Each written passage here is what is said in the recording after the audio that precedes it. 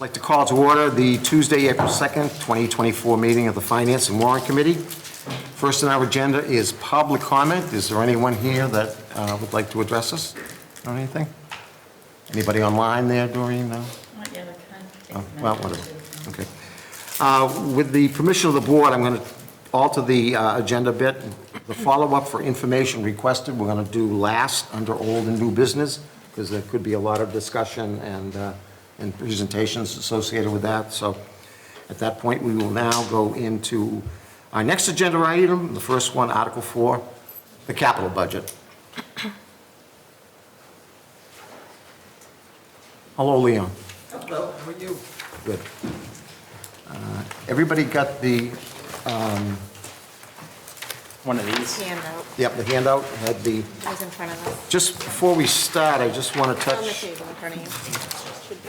base, just a little bit of background. How we arrived at this point with the capital budget.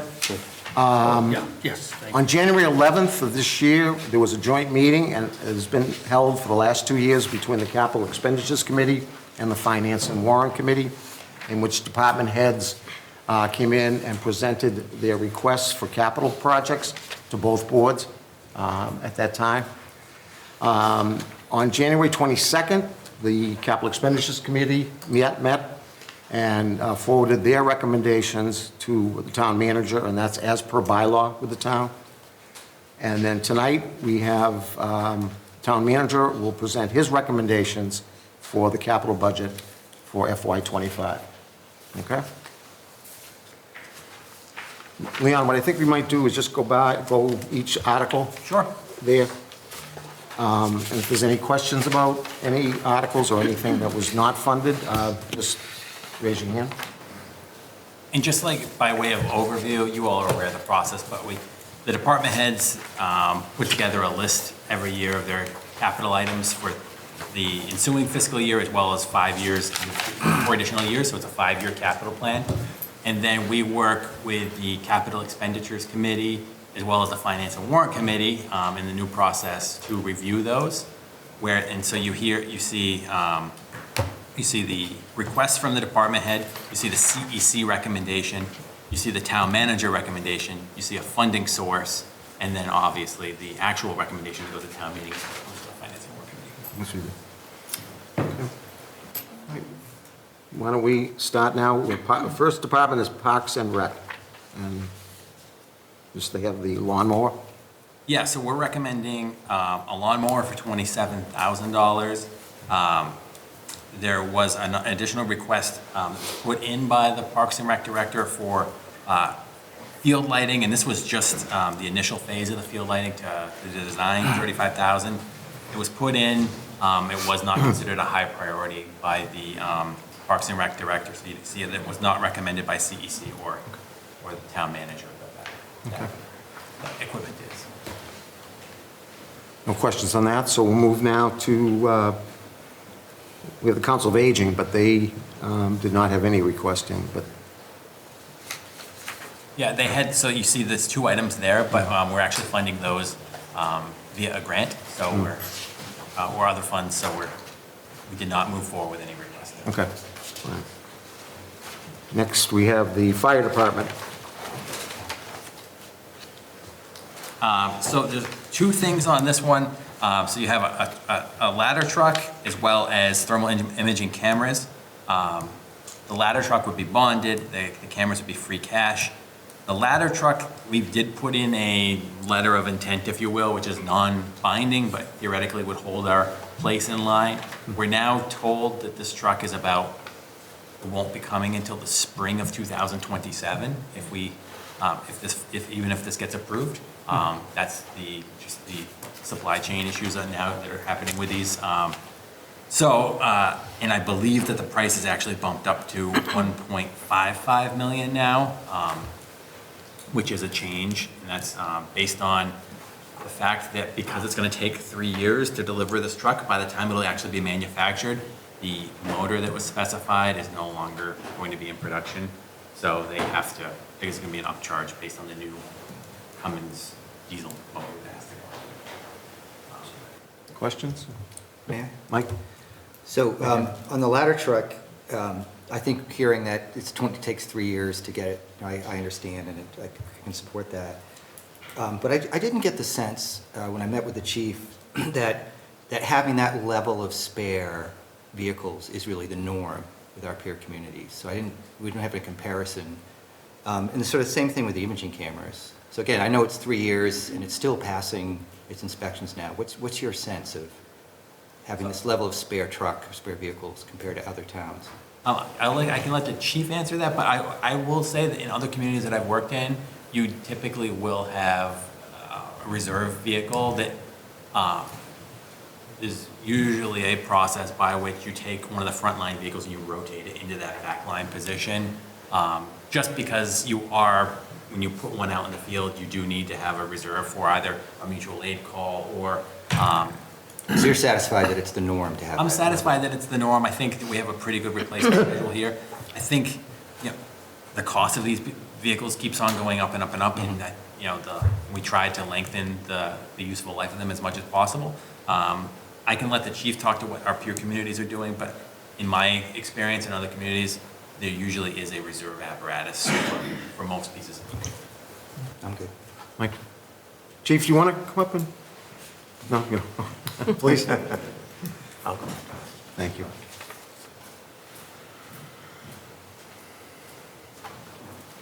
Hi, Chief, how are you tonight? Good, Dave, thanks. Very good. What, explanation as far as having a reserve ladder truck? Well, just specifically around, is that the norm? So if immediate, I'm in no position to judge how many spare ladder trucks or spare vehicles, spare equipment we should need. It'd more be like, do communities like ours have that level of spare? And, the other piece around that I was concerned about was it's still passing its inspections, which, as you explained to me and showed me, are really rigorous, but I do understand it's 3 years and a lot can happen in 3 years. Right, and then just a little background on the truck that we're proposing to replace. It's 31 years old this year. Normally, with the call volume that our department is doing, approximately 6,000 runs a year, we try to get approximately 20 years out of a ladder truck in frontline service. Once we achieve that, that goes into reserve status. For every year you leave that in frontline service, you're pretty much cutting off 2 years in the reserve time just because of the rigorous use that it gets done. So the truck already is 31 years old. We're looking at a 3-year lead time for a new truck. We'll be pushing almost 35 years old. As far as needing that extra vehicle, as Leon mentioned, it's used on a regular basis when the other frontline truck is out for service. And the other thing is we have a mutual aid agreement through Metro Fire.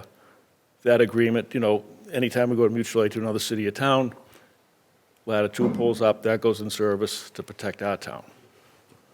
I understood. My only concern was, the question was, is it normal Yeah. like that? That's all. And I think it is, and so I will tell you a quick story, is that when I was a town manager in another community, we actually had our frame crack in our primary truck, and then our reserve truck went down. And so we ended up buying a piece of equipment from Carver, Massachusetts for like 25 grand and bringing it up because things happen. and so it is a real, unfortunately, I think, these pieces of equipment are important and you try to plan as best as you can. And worst case scenario, you buy a used one. And the other thing I'd like to stress too, I know I mentioned this in my presentation earlier too, is just that I think during my presentation I also demonstrated the change of the demographics throughout the town over the last 20 years. A lot of mixed-use buildings, 4- or 5-story buildings going in, becomes even more of an issue of not having an extra ladder truck in service, just to provide the service we need to those buildings as well. I may have missed this, but I thought I understood that the price went up beyond the 1.45 and the delivery date got bumped out. Yeah. Does that affect either the year in which we bring it before town meeting or the price we have? Do we need to bump the price up, I guess? I believe that we should bump the price to 1.55 million instead of 1.45. Based Does on that lock it in? That should lock it in at this point because I don't think there'll be any more changes once we lock in this new price. That's just, Yeah. I think, and the chief can probably explain, I think that there were 2 changes that occurred. One had to do with the engine and one had to do with the weight of the. Of the aerial itself. What it was? Yes. So the change in the engine was that, and this was out of his control as well. The manufacturer of the engine is called Cummins, and the engine that they've been using for these particular trucks up to this point is being discontinued. So if they were manufacturing the truck today, that engine will be available. So our sales rep, he checked into it as far as the dates goes, and he said that engine will be gone by then. So he said what we did, and he didn't have an exact cost to it at that time, but he said from Cummins himself, he said to put a placeholder in for approximately $45,000. It's in that ballpark, and as he references in the letter, if it doesn't cost that much, that'll just come back to the town as a credit anyhow. So your recommendation is 1.55, is that right? Yes, and that'll cover the change in the aerial design as well as the potential cost of the new engine. And as the chief said, if that unknown cost at this point isn't as high, we'll get a rebate on that. Thank you. And we are still pursuing this at this year's town meeting, but finance director can probably ask, we're not actually going to go out to bond for this until closer to that piece. with the delivery point. Thank you. Mike? Yeah, thank you. That was going to be what my question was, kind of. I do recall a conversation when we had our first hearing on this, the joint meeting. There was a way by which to pay for this fire truck in segments based on the building schedule of it. Are we still planning to do that? At this time, I think it would be just best if we just issued the bond at the time upon delivery, closer to the time of delivery.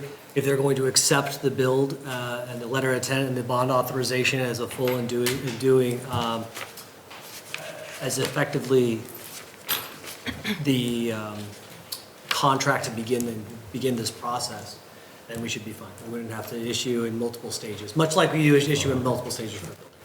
Okay, I want to make sure I understand then how that works. Because based on the conversation, what I recall of it, it would be to our benefit to do it in segments. I recall that being said, because it was not brought up when this fire engine was first requested 2 years ago, I can't remember exactly when. But all that being said, if you're saying now that we should be okay doing it this way when it was different when we spoke about it in January, I just need to connect the dots. Yeah. I was trying to regurgitate some information that was relayed to me, kind of third party at that time. Trying to relay from best as I could from the town accountant to you all, best as I could at that time. So from what I understand from that conversation that I had, this is kind of like that hearsay conversation, right? Where you could do it in segments, you could issue piece, get it started, and you need the cash on hand in order to do it, that whole process, right? That was the direction that was being relayed to me that you could do it that way. So I apologize for the confusion that has led to.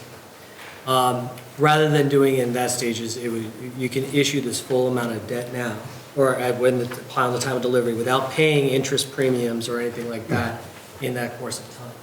The thought process that in doing it in stages, you do some of it in cash, you refund it, and things of that nature. So I didn't want to go make it too crazy and too complicated, but this is a standard way of doing this process. Okay, and if I just one more. Sure. Yeah, that makes sense.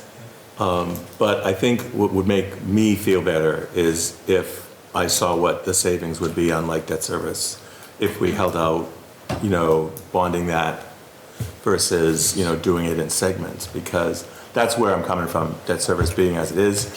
It might be nominal, but, giving it the good old try to make it as easy as we can in that respect. But please don't recreate the wheel and rewrite a Pythagorean theorem or anything like that. But, it would be helpful if we could see that. Thank you. Good point. Excellent. Anyone else? So you need to have an adjustment. We have at the bottom of the presentation, at the end of the presentation, you'll have to update the bonding. It's now $5,204,000. So that will have to be adjusted for our review, okay? So we're going to bond this now and have it 3 years. We're gonna authorize the bonding now at this town meeting. And then the next step is you actually have to go to the select board for them to issue the debt. Yeah. And we'll do that probably closer to the Delivery date? delivery date, once we Okay. get a better picture of that. It'll probably be spring of '26. Yeah, probably 26, if you're going about 3 years from now. You Yeah. can either do it 26, probably goes wise. Okay. All right, that's, everybody clear on that? Okay, thanks. Okay. We now move on to the police department. Here's only one article, not article, but one purchase here, and that's out of operating. Yeah, and so this is their fleet replacement, part of their fleet replacement schedule, so, and this is actually reflected in their operating budget, but because it's capital, also listed here. We started that, what, last year or the year before? We initiated that process of operating capital. Remember, John? 2 years ago, I believe? Yeah, it's about 2 years ago, we started putting operating capital back in. We started with the police chief's Yeah. vehicles because they are cyclical in nature, reoccurring charges, and very straightforward. And And it used to be a practice back in 2014, 2015. Correct. And then we got away from it, and then, because it actually is referenced in our town bylaw for the purpose of, or the practice of using operating capital. It's just, it was something that we'd gotten out of the practice of forever. Anything else on the police? Engineering. We've got 2 projects here.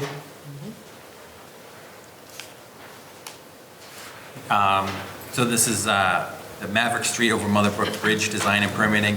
That's $75,000, and we're recommending that free cash.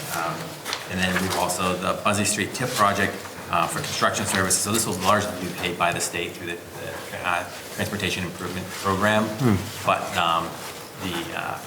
we're asking for $125,000 here as well for construction services that we will fund via free cash. We have to fund it first, and then we get, We get reimbursed on the construction. Is this also reimbursed, Jason? The 125, will that be reimbursed, or is that our local match? You can't think of it that way. The town is responsible for paying for design, construction services. The state pays for construction. There is no exchange. all right. Any questions about that particular? Public Works. I had talked to Leon today about, we had heard in the past about Chapter 90 funding for the town. And if you just want to touch base on what you had sent to me so everyone can hear it and understand it.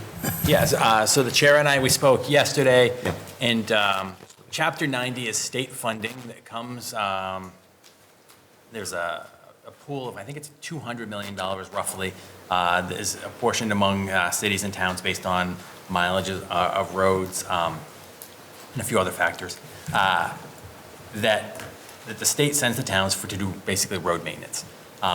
Historically, we've been in the $600,000-ish range for that. As a result of the so-called millionaire's tax, in which there's a portion of that goes to education and a portion goes to roads, we are receiving a little over $300,000 in what they're calling supplemental Chapter 90 money. So I think our total amount that I share with you, Chair, is $991,000 or something like that in FY24. That is monies that come from the state for the purpose of maintaining and our road system within the town. So we use that as well as some bonded money to implement our road program, which is approved by the select board on a 3-year basis. Yeah, the exact amount was $991,144.26. Which, and that, you indicated that would also be. We expect that to come in Estimate to be FY25 for as well. what we're Yes. looking at in front of us, which is FY25. That's correct. Questions? So that 991,000 is in addition to the, 700,000, yes. yeah, okay. Just the 700, not Well- not the sidewalk piece or, well, I guess that's all. That's all combined within that. So the only, I would say the Sprague Street sidewalk is a separate project, Yeah. and that's 500,000, but The 700,000 is our road sidewalk sort of maintenance money. And then we add to that the Chapter 90 money as well. And if I can add? Sure. So is there a minimum we have to spend in order to get that state money? No. It's a reimbursement type program though, so we have to put in the project. So if we don't spend the money, we don't get the state money. So that's, I guess the minimum would be you have to spend what the state's authorizing in order to get reimbursed. We can't use it for other purposes besides roads, I guess is what I'm saying. Well, Go ahead. but we're not spending, why wouldn't we spend 991,000? It looks like we're only spending So 700. we are spending 991,000 Oh, okay. plus 700,000. Got it. Okay, thank you. Leon, is that 700,000 the number the item we cut last year? It is. Okay. So if we were looking at, places to alleviate debt with the close to 1 million coming in, I mean, it would be nice to be able to catch up from last year and keep things the same, but we could still potentially cut and maintain our, I would Rating? defer to Jason, but I think they've planned on 1.2 million, so I guess they're. Jason, you want to? So, Engineer, please, thank you.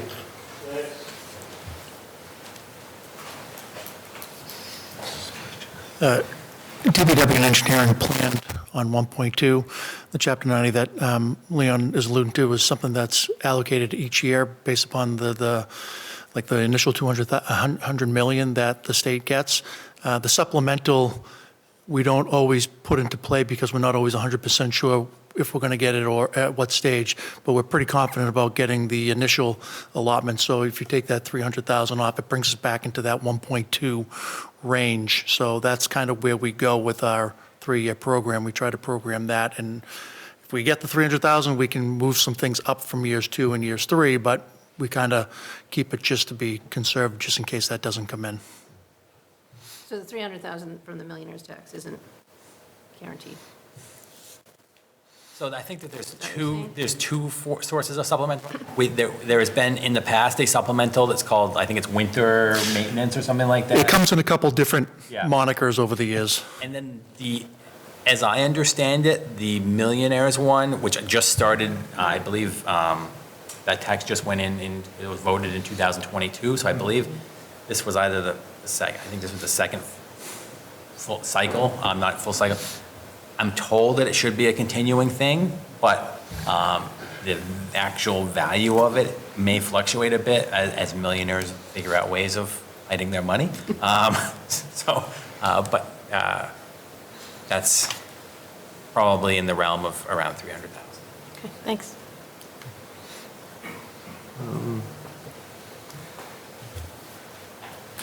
In a way to perhaps lessen the burden on the bonding and the borrowing, if the request is here is for $700,000 and be bonded, what would be the effect on the roads plan if that 700,000 moved to 300,000? What would be the effect? Oh, thanks, Jason. Shouldn't have sat down. Yeah, that's my fault. Right now, at the funding that we're proposing, if we were to complete our 3-year program at that funding level 1.2, our pavement condition index is going to fall 2 points. So it's probably likely going to continue to fall, probably not at a linear rate, but it's going to drop over time because we're now getting towards 20 years of our pavement management program, and the useful life of roadways, depending upon the rehabilitation method, lasts from 20 to 30 years. So as you can imagine, when we first started, we did a lot of our major roadways and our collector roadways, which take up quite a bit of money. So when those start to deteriorate and come back onto the books, so to speak, the amount of money to rehabilitate those is much more significant than what we're spending now to maintain and do some other aggressive road rehabilitation for our cul-de-sacs and our shorter residential roadways, which we're now on. We're probably 2 or 3 years away from having at least touched every single road in the town of Dedham over 20 years, public roadways. So we're getting to that point where, yeah, we're probably going to need more if we want to stay at a higher PCI. If we want to stay in the 80s, mid to low 80s, we're going to probably have to bump that up in the next 5 years to catch pace because, like I mentioned, those bigger roads are going to be coming back onto the books for maintenance. So I think what you said is that we're looking at $700,000 for FY '25. And what the thought process could be is that FY '26 or FY '27, that 700,000 would increase proportionally? We always, request more, but we leave it up to the town manager to determine, where the funding is needed. So it's at any given time. We're more than happy to take it whenever we can get it, but we realize there's other needs and expenditures that need to be had within the town. So we try to make the best plan that we can to keep our pavement condition index level as best as we can. But there is a diminishing return over time where it's just not going to sustain an 80-ish rating, and it will start to decline if we don't do something else. So we keep the town manager informed of the progress with that, and we talk yearly about what we need to do in order to maintain, increase, our PCI over time. Anything else? Okay, thanks. I raise that simply because our debt service for next year, or for this year, is about 12 million, give or take. On that note, tomorrow is the debt issuance. We will be issuing the last year's approved debt service for FY '24. That is that's tomorrow.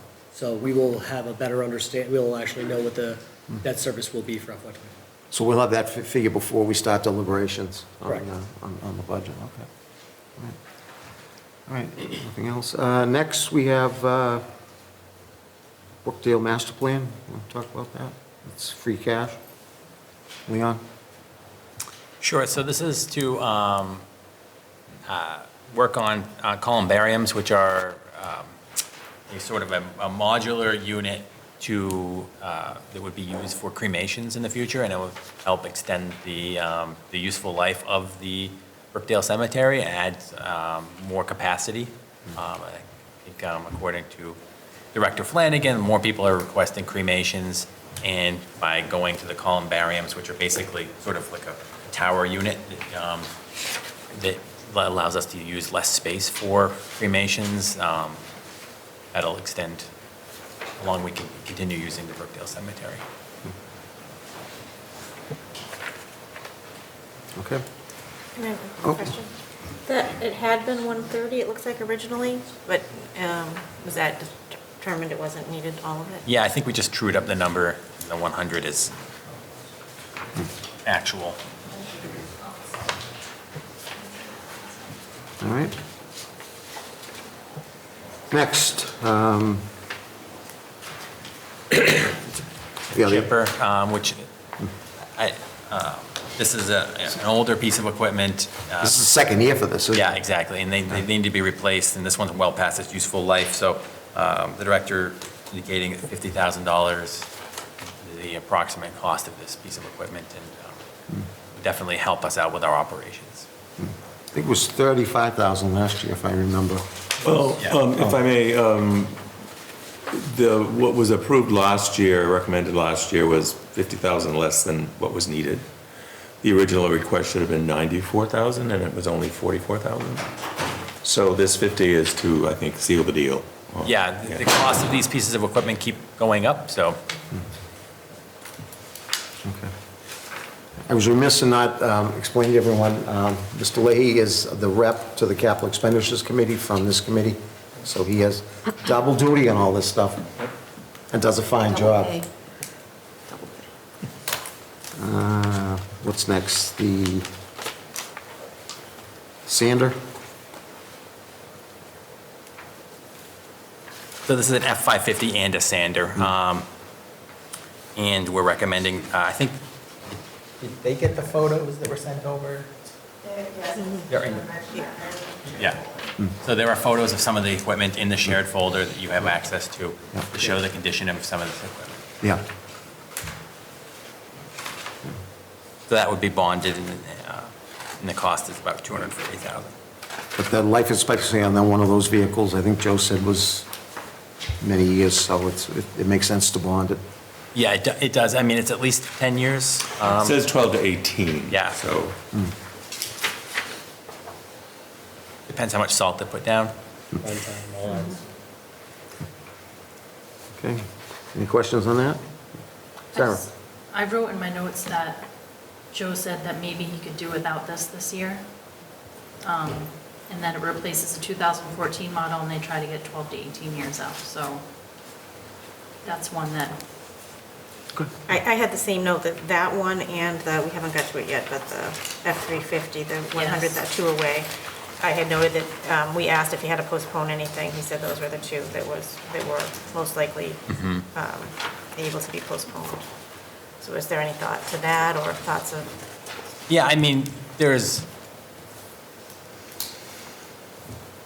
unfortunately, it's just kicking the can down the road. So it's either you buy it this year or you buy it next year. And with the equipment and vehicle market, as we are seeing large increases year over year on the cost of those. But again, if the committee is looking to reduce this year's costs, that's, the director did say that those were the two vehicles that he could defer, but it's not taking them off forever, it's deferring them. right, and when we had our deliberations, we were looking at some updated information, excuse me, that we had requested at our first hearing pertaining to the prioritization of the replacement of these vehicles. And there were some questions at our deliberations about the priorities. And the two that the CEC recommended were of very high priority based on the updated information that we got.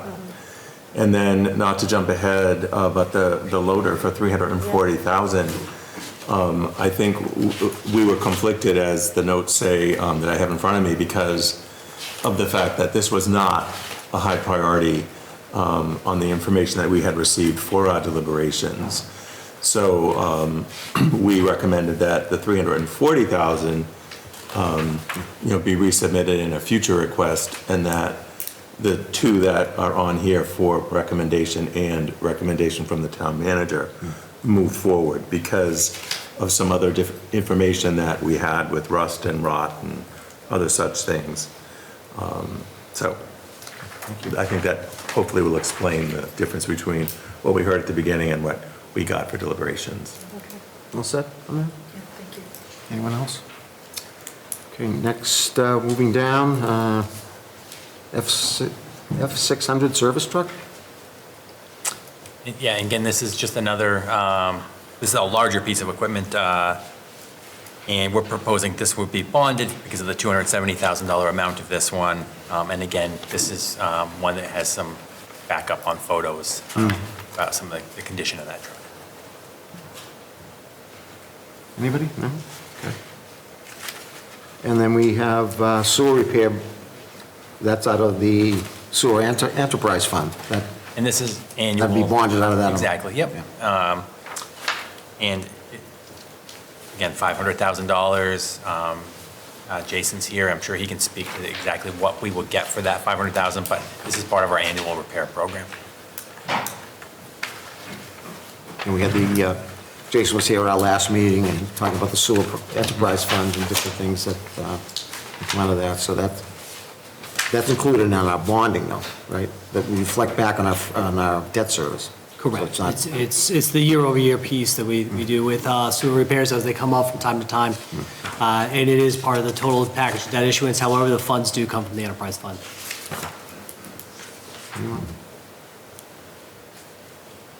And last one is attachment for trackless machine.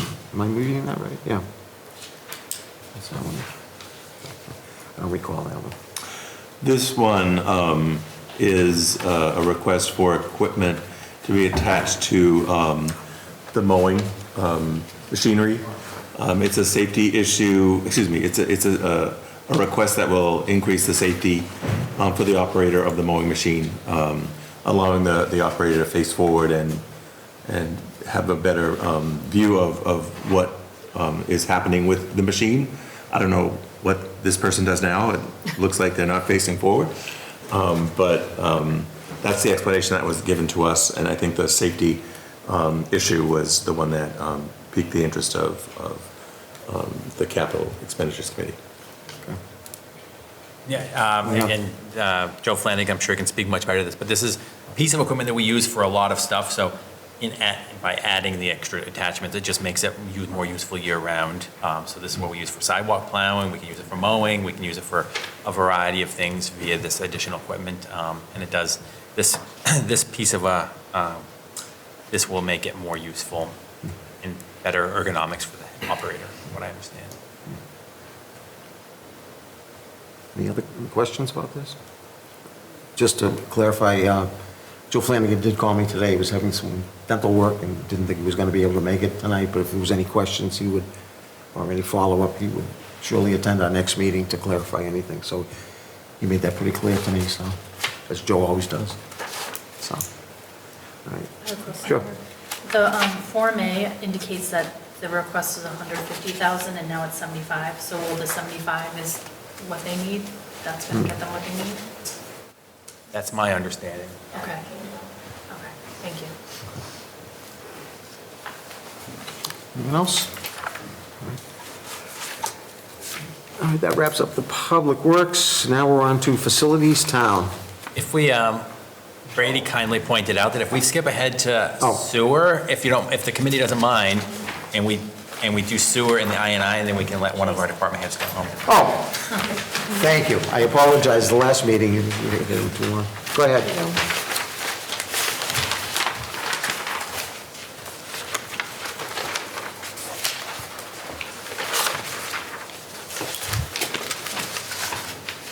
And so this one's a little bit complicated in that we, again, the I&I program is an annual program that we fund out of the Sewer Enterprise Fund. It varies a little bit from year to year depending on the particular I&I projects that we're working on. We believe that the estimate this year was $1 million, so that's what went to the Capital Expenditures Committee. Since then, we've learned that it would be better if we spent the 1.5 this year, and Jason can speak to it a little bit, I think the reasons for that. So you see, and like CEC had no issue with this, as far as I'm aware, and recommended the 1 million, but we actually, the town manager's recommendation is actually 1.5 million based on the new information that we received prior to this meeting and after the CEC meetings. Do you want to address that at all, Jason?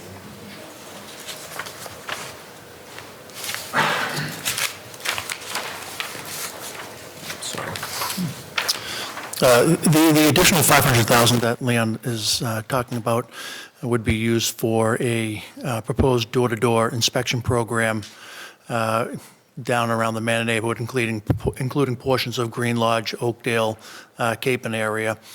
The reason why this came up all of a sudden is if you remember back in December, January, we had a few significant storm events where there was localized flooding, but it also had other effects as well, as people are trying to fight and clear their basements from groundwater.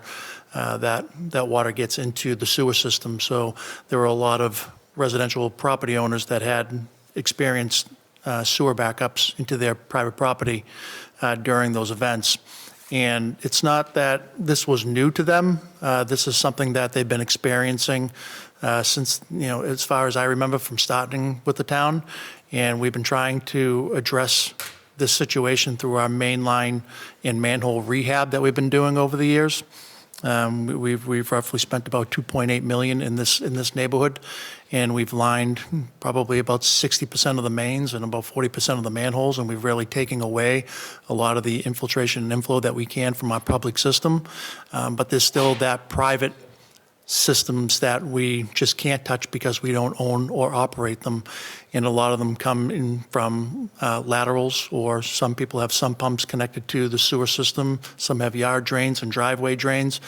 So when you can imagine when we have a significant storm event and people are trying to protect their property, which is what we want them to do, we need to find out where they're being connected, because if that's all going into the sewer, you can imagine that the capacity within our sewer mains goes away really quickly. And so we need to redirect them to the proper sources. So long, short, sump pumps, driveway drains, yard drains are prohibited in the town of Dedham and probably across the Commonwealth. They should be going directly to the storm system or an infiltration system within their properties, and every property is going to be a little bit different depending upon their topography and where they are and where groundwater exists. So this area of town continues to experience this, and this last one was kind of the straw on the camel's back. We've been listening to you, you've been telling us this is going to get better, it's going to get better, it's going to get better, but it still continues. So knowing that we've done pretty much a good chunk of what we can on the public, we need to now find out what's going on the private side. Do we have a lot of these sump pump connections? Do we have a lot of driveway drains that are just incorrectly connected to the sewer system, and we need to collect some data? And the best way to do that is through door-to-door inspections. So the 500,000 is what we anticipate on needing in order to conduct this. And it kind of came out of the blue, and I don't want to tell the residents in this area that continue to experience this that we need to wait another year. I think we need to act now. I think we need to move forward and try to find this data, because even when we do collect this data, it then spawns a whole next phase of how do we redirect these and how are we going to afford this and what are we going to do? But I can't get to the next phase until I start this one. So that's the precipice for the 500,000 for additional on top of the million. Jason, Go ahead. if I'm a homeowner in the Manor area with a, call it a non-conforming use of whatever, some pump or whatever, what are the possible consequences? If somebody comes to my door, knocks on it, takes a look at my arrangement. If we find something that's prohibited, or just if they don't participate? A non-conforming. The idea right now is this is complete and full-blown amnesty for anything that's not right. I just need to collect data. I can't figure out what the actual problem is without data. So we're not saying you're going to be forced to fix it. We're not going to say that the town's going to fix it. What we're going to say is we're going to have a long discussion and figure out what our plan is in order to get to that next phase. But without the data, we don't know where we're going to go with this. The reason I asked is before I had even heard about this problem, on social media, I picked up some blowback from people who are envisioning the worst, I suspect, that, the town is going to come to my door, they're going to order me to do expensive things, they're going to tell me, and it's going to be very intrusive and very expensive, and there was a fair amount of intensity behind the comments, I guess. Yeah, and rightfully so. And anybody who wants to say that they need to get onto your property or into your house, I would be very cautious about that too. So we plan on doing significant public outreach before we even start the program. We want to show them what it's all about. We want to show them all the documents that we put to council to protect the town and protect the homeowner. So we have a lot of mechanisms in place that is going to protect it. But the reality is that these inspections are very benign. It takes 10 to 15 minutes, if that, to get in. We just go straight to the lowest level of the particular building, see if you have a sump pump, see where it's connected, and then we just take a walk around the perimeter of the house to see if there's any yard drains or driveway drains that may be connected to the sewer system, and then we just collect that data. And then the idea is at the end of that, we're going to look at it and see if the actual reality is that these prohibited connections are taking away the capacity that we need back in order to just transport wastewater. One of the side things to this is just not returning our capacity to what it was before all this I&I got into it. But there's also a benefit to all the ratepayers as well, because every gallon of clean water that we can remove is another gallon of clean water that we've been removing for the last 17 years, which has maintained a steady assessment from the MWRA and has helped us maintain our sewer rates. So it's also a benefit to all of the ratepayers in the town when we go through this process like this, because we're just not helping alleviate a potential problem and health risk for the residents and property taxpayers in the town, but we're also trying to maintain our rates as well by removing any clean water that doesn't need to be transported and treated at our cost. Just the reason why I can see it as a larger potential issue is this is an area of town that has a historical drainage problem, which many people attribute to the town. In terms of the ditch responsibility, and people have fashioned their own remedies along the way, let's say. And I think that some of the stuff sounds like it could be potentially if I'm one of the homeowners, could be potentially quite expensive. Maybe not septic kind of expensive, but pretty significant cost and stuff. So I can just imagine a fair amount of blowback, even at the idea of people knocking on your door, you know. Yeah, it's probably a necessary evil, unfortunately, in order to get the data that we need, because we don't want to intrude, but we don't want property owners to have backups either. So there's a give-take relationship with this one, and we'll do the best that we can to help alleviate through whatever means we can. Thank you. Thank you. Sarah? So in the past, I was going to touch on your comment that we've saved more money in MWRA assessments than it costs to do the I&I project, correct? Very close. We're a little bit behind. So we've spent roughly 18 million and we saved roughly 16.5 million in assessments. Okay. And do we expect that this additional work that will cost the 500,000 more will ultimately save money again on assessments? Not initially. The 500,000 is just for data collection. It doesn't Right. include any removal of anything. But it's going to be the tool that allows us to analyze exactly how much potential inflow is getting into the system and the relief that we can find if we redirect it to the appropriate locations. And that, which in turn is a reduction in MWRA assessments? Not a reduction, but a kind of keeping a plateau, or the increase wouldn't be as drastic. You know, it's still probably around $1 to $1.20 for every gallon of inflow and infiltration it costs to transport and treat it to the MWRA. So, you know, for every dollar that we're spending, we're still seeing about $1 in savings over time. Okay, great, thank you. All set? Yes. Michael? Jason, thank you for this information. My question is, actually, it's kind of multifaceted. Understanding what you just told us about doing the outreach, communication, whatever the plan might be, the timing behind that and the actual increase, the $500,000 bonding. What if, let's say it doesn't happen, but what if it does, where the blowback, like Kevin, I live in the manor. I read some of the information on social media, and it's totally different from what you're telling us tonight. So it's obvious that there is a need to communicate the real story to the residents. That doesn't mean they're going to accept it.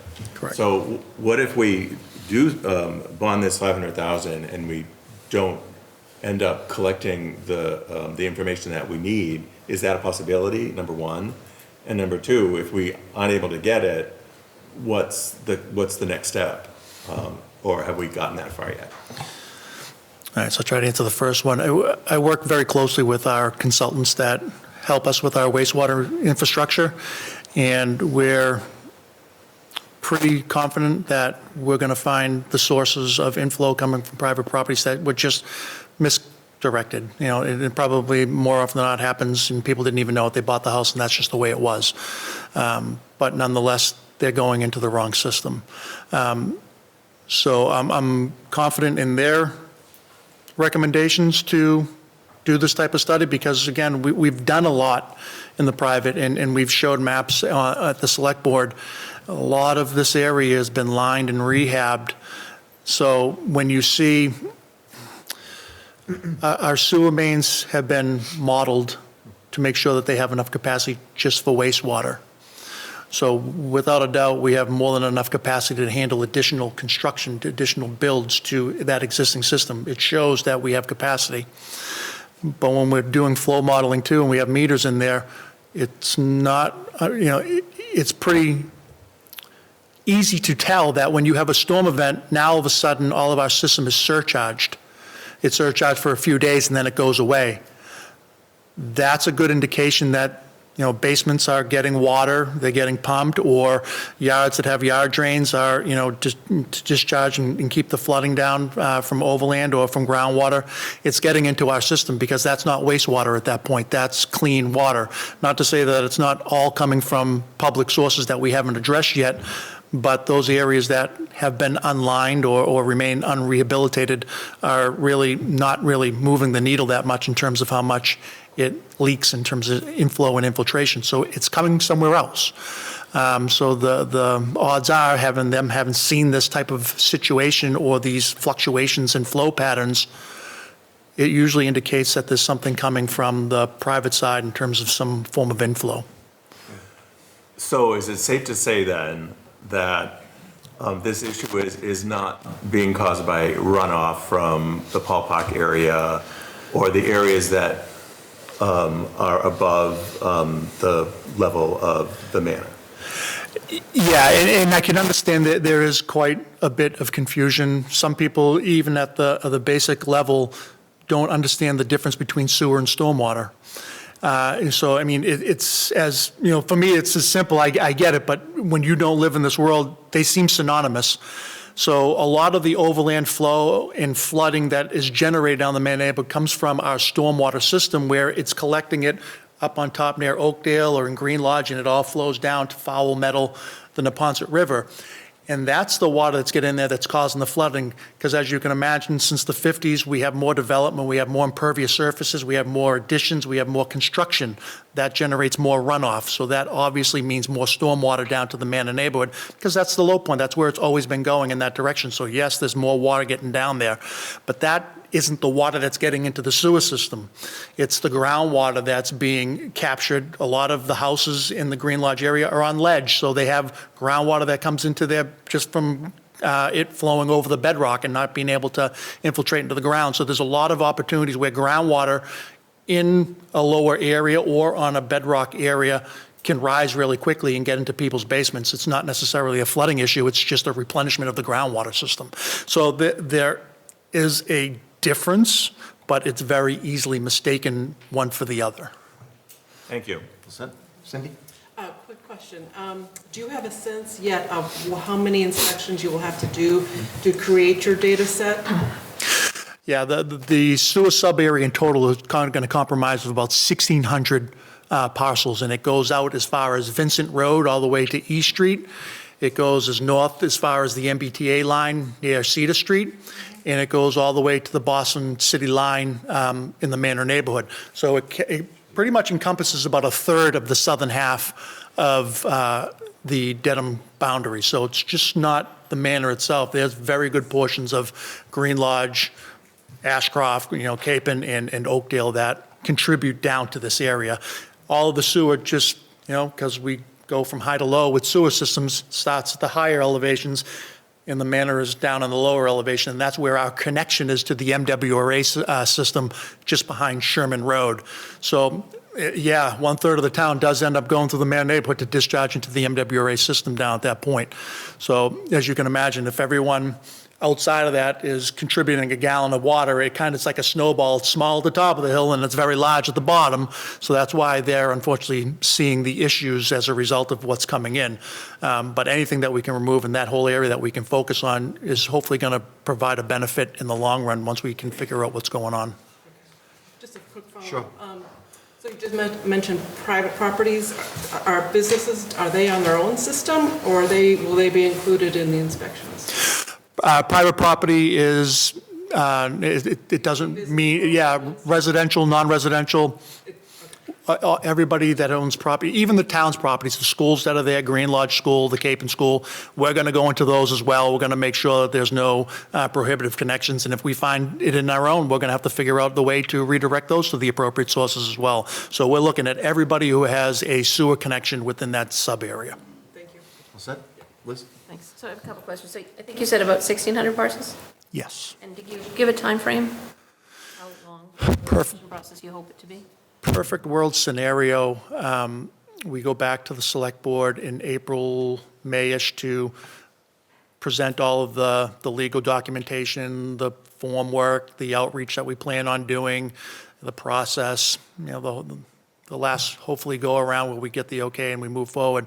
Then we want to do a public information meeting for the entire sub-area, potentially maybe at a Green Lodge school or anything before we even start. And so we want to get to the residents and the property owners prior to school being let out for the summer.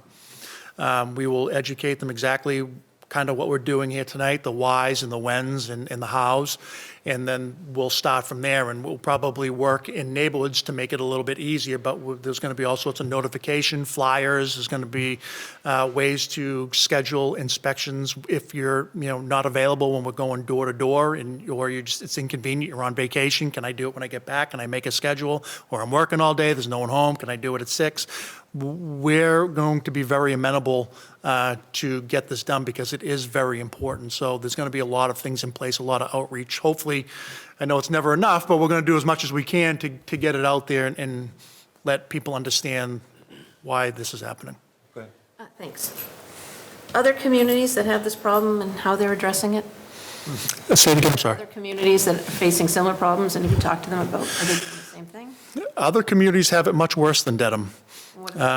So they have sewer overflows and backups all over towns and their communities, and they're fighting consent orders from the EPA because there's not enough money to help solve the problem and everything. So I consider, any backup is not good. It's a health risk. It's a problem that we don't want to happen. It's, we're fortunate in the fact that it's kind of localized, so we know where we need to target. We know where to focus.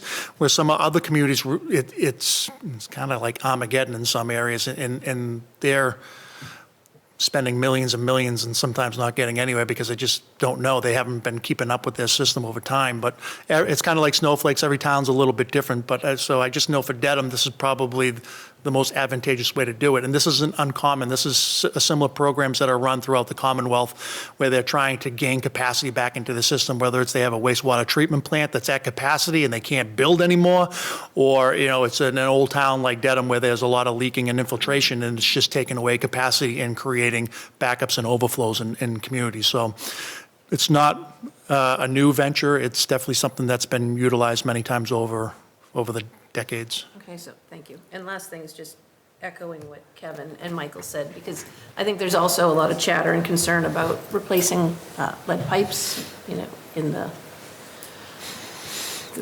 as the water department is looking at our pipes, and people are concerned that that's going to be a cost, and so that there's just going to be fear around what this is going to cost. Completely understand, and we want to be as out there with outreach. We want to make sure everyone feels comfortable. One of the layer that we plan on adding is having police details. We're going to, if you're not comfortable with someone being at your property, we're happy. We'll Money fear. Yeah. We'll hire the police details. They're going to go, all our inspectors are going to have background checks. They're going to have badges issued by the police department. So we're trying to make this as safe as possible and the least invasive as possible. It's just very important to collect this data. Without the data, we're stuck, and it's almost, there's other things that we can do, but they're very, very expensive. They're just ignoring the problem, and we're going to have to deal with it over time. So it's just something you want to try to do it the right way when you can, instead of just trying to work around the problem. Good, thank you. Mike P.? Jason, if everything's interconnected, could it be possible that the real contributors are outside of these 1,600 residents? It could be somewhere else in town, and if so, are we really going to get all the right information by only doing the investigations in these 1,600 parcels? I mean, it sounds like it could be anywhere or everywhere in the town that contributes to this problem. The manor issue is something known. We know we have that issue going on. There are other areas in town that have isolated ones, but nothing as significant as this. I know that the 1,600 is going to cover it because those are the only 1,600 properties that contribute wastewater to this area. The other 2/3 of town goes somewhere else. It doesn't go down to the manor neighborhood. Yeah, so I thought everything went to one spot. there's terminuses all over town. So these are the ones that I know where when they flush the toilet, it's going to end up here. Anybody else, it's going somewhere else. That answers it, thank you. Yep. Well said, Mike Emery? Yes, thanks. So I'm still getting used to everything costing more than I would think it costs. And so 500,000, I mean, that works out to about $315 per inspection. So could you just say a little bit about what those inspections look like? How long do they take? I assume these are all a firm that's doing all these for us, right? Weston Sampson would be retained to do this because we obviously don't have the manpower to go door to door. Yeah. What are we paying for? We're going to do a video to present at the next select board meeting too, so you can see what the inspection process is. But again, it's about 10 to 15 minutes. We go to the door, there's some paperwork to sign about, the legality going on the property and just checking things, and we ask them, can we take pictures, and if not, we don't take pictures, and da-da-da-da-da. So there's a couple things that get hashed out right at the front doorway. But then the idea is we just say, can you lead us to the lowest place in your house, whether it's the basement or it's a lower level living area, that's your lowest. We just go downstairs, they take a look around, make sure if there's any sump pumps, if there are, they're just gonna note the model of it, kind of see where it's being directed to. Then they say thank you. They walk around the perimeter of the house, see if there's any yard drains or driveway drains that might be potential connected, make a note of that, and then it's thank you very much. And they will get a copy of the report as far as what the consultants observed, inspected, and noted on there. They'll get a copy of that so they can have that for their records as well. So it's not just the 15 minutes, it's obviously going from place to place, but also they do a write-up for each one. It's probably Yes. an hour for each. Yeah. There's data collection, there's analysis. Yeah, they're going to look at it and put all the numbers together, and it's going to help them provide us with some recommendations too. So it's just not the door-to-door, there's Thanks. additional stuff too. All set? Yeah. Kevin? Just, the reason for my raising this is really just that we don't poke a hornet's nest without knowing, expecting hornets to come out. When we were debating the Strive property for potential athletic fields back a few years ago, that, one of the things you can't miss is the brook that becomes the river every time it rains to an extent. And, if I lived near there and I had water in my basement, hell would freeze over before you could convince me that those things were unconnected. And if I were facing the possibility of having to incur some significant expense to do something with that water that comes into my basement, I could easily see people just getting riled up. So I guess my question is do we have any outside source? Do we have an independent source that has looked at this? Because a lot of folks in the area are just absolutely convinced the reason this floods and they have water is because of the town, that it's defective design, whatever it may be, and I have no idea about the merits of it. But has anybody from outside the state or anybody else looked at this and concluded that they are in fact not connected? No one has done that. It's usually, myself, consultants, those that work intimately with the systems kind of know what's going on, and we kind of understand how it works. Sometimes it's more of a process of education to try to teach those that kind of don't understand the differences or how one connects to the other, or one creates a certain scenario or issue. And even with great outreach, sometimes it's still hard to grasp because we're talking about Mother Nature. Sometimes it's not the easiest thing to understand. But, we're not here to mislead, we're not here to misdirect. We're trying to provide the truth of the matter and the facts about what's going on across town, regardless of here or anywhere else, to the best of our ability. And I mean, it could go out independently, but I would think it's probably going to come back in a similar fashion with the same, information that we're providing currently. Thanks, Jason. All set? Anyone else? Thank you, Jason. I think if you get the transcript of this meeting, you could start out pretty well with your FAQs, because there's... Yes, no, I appreciate the opportunity to, provide that information, because I know a lot of misinformation is going around, and that's one thing we don't want. It makes the job a little bit more difficult. So I appreciate any time that I can provide the correct information or the information that people are confused about, and hopefully that helps ease some minds as we move forward. Thank you very much. Appreciate it.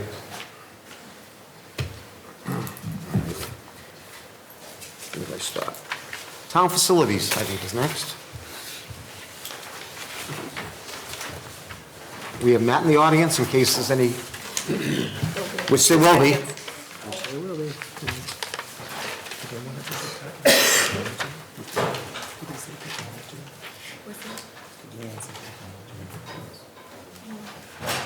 Leon, did you say sewer and, was there somebody else that you wanted to? Nope, that was fine. Oh, okay, Yeah. sorry, I must have missed. Sorry. I confused things. That's okay. All right, roof replacements. I think, just take questions on these, but so this is roof replacement, this is for town facilities, DPW roof B.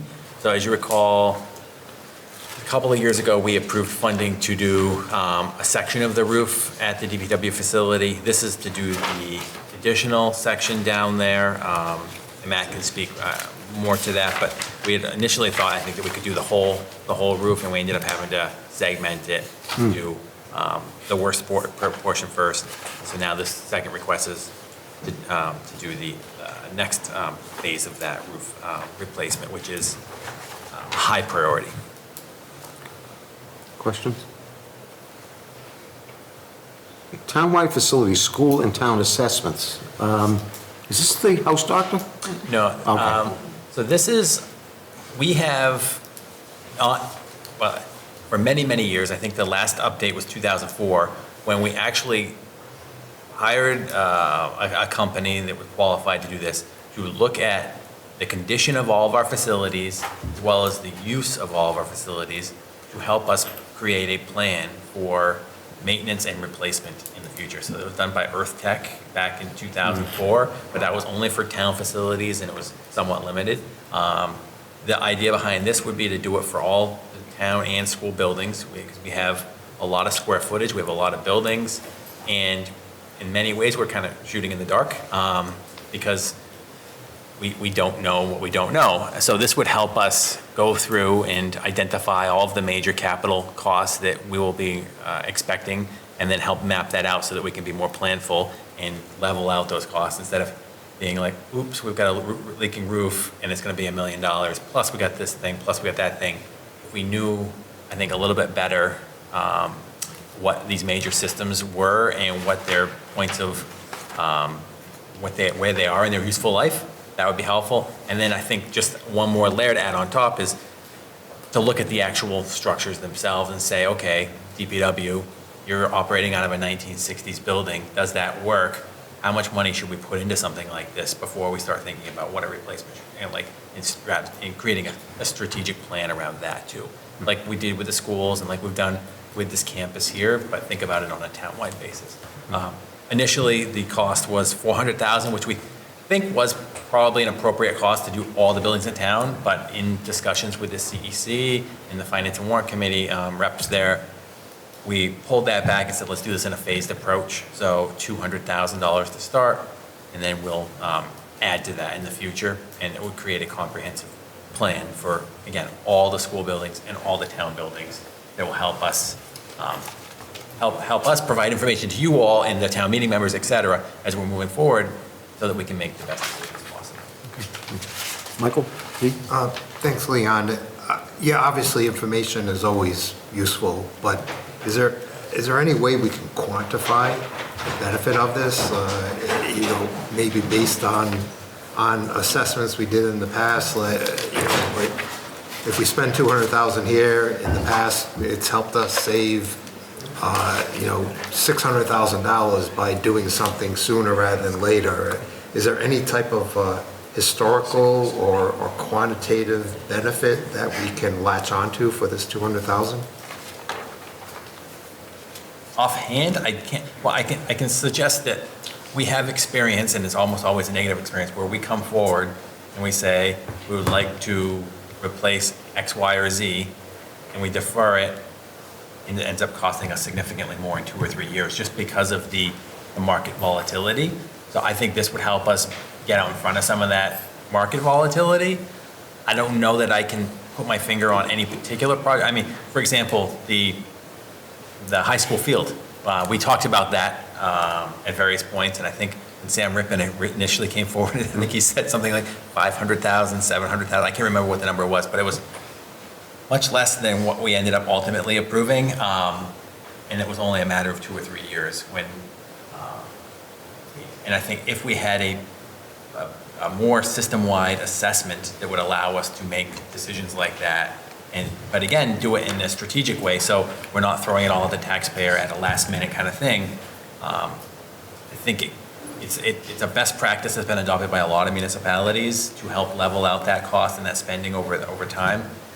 I can't say that I can point to any one thing where it save us money, but I know that over the long run, it will, because it will help us. It'll make sure that we're maintaining assets and replacing assets and not spending good money after bad, essentially. Thank you. What's that? Liz? Thank you.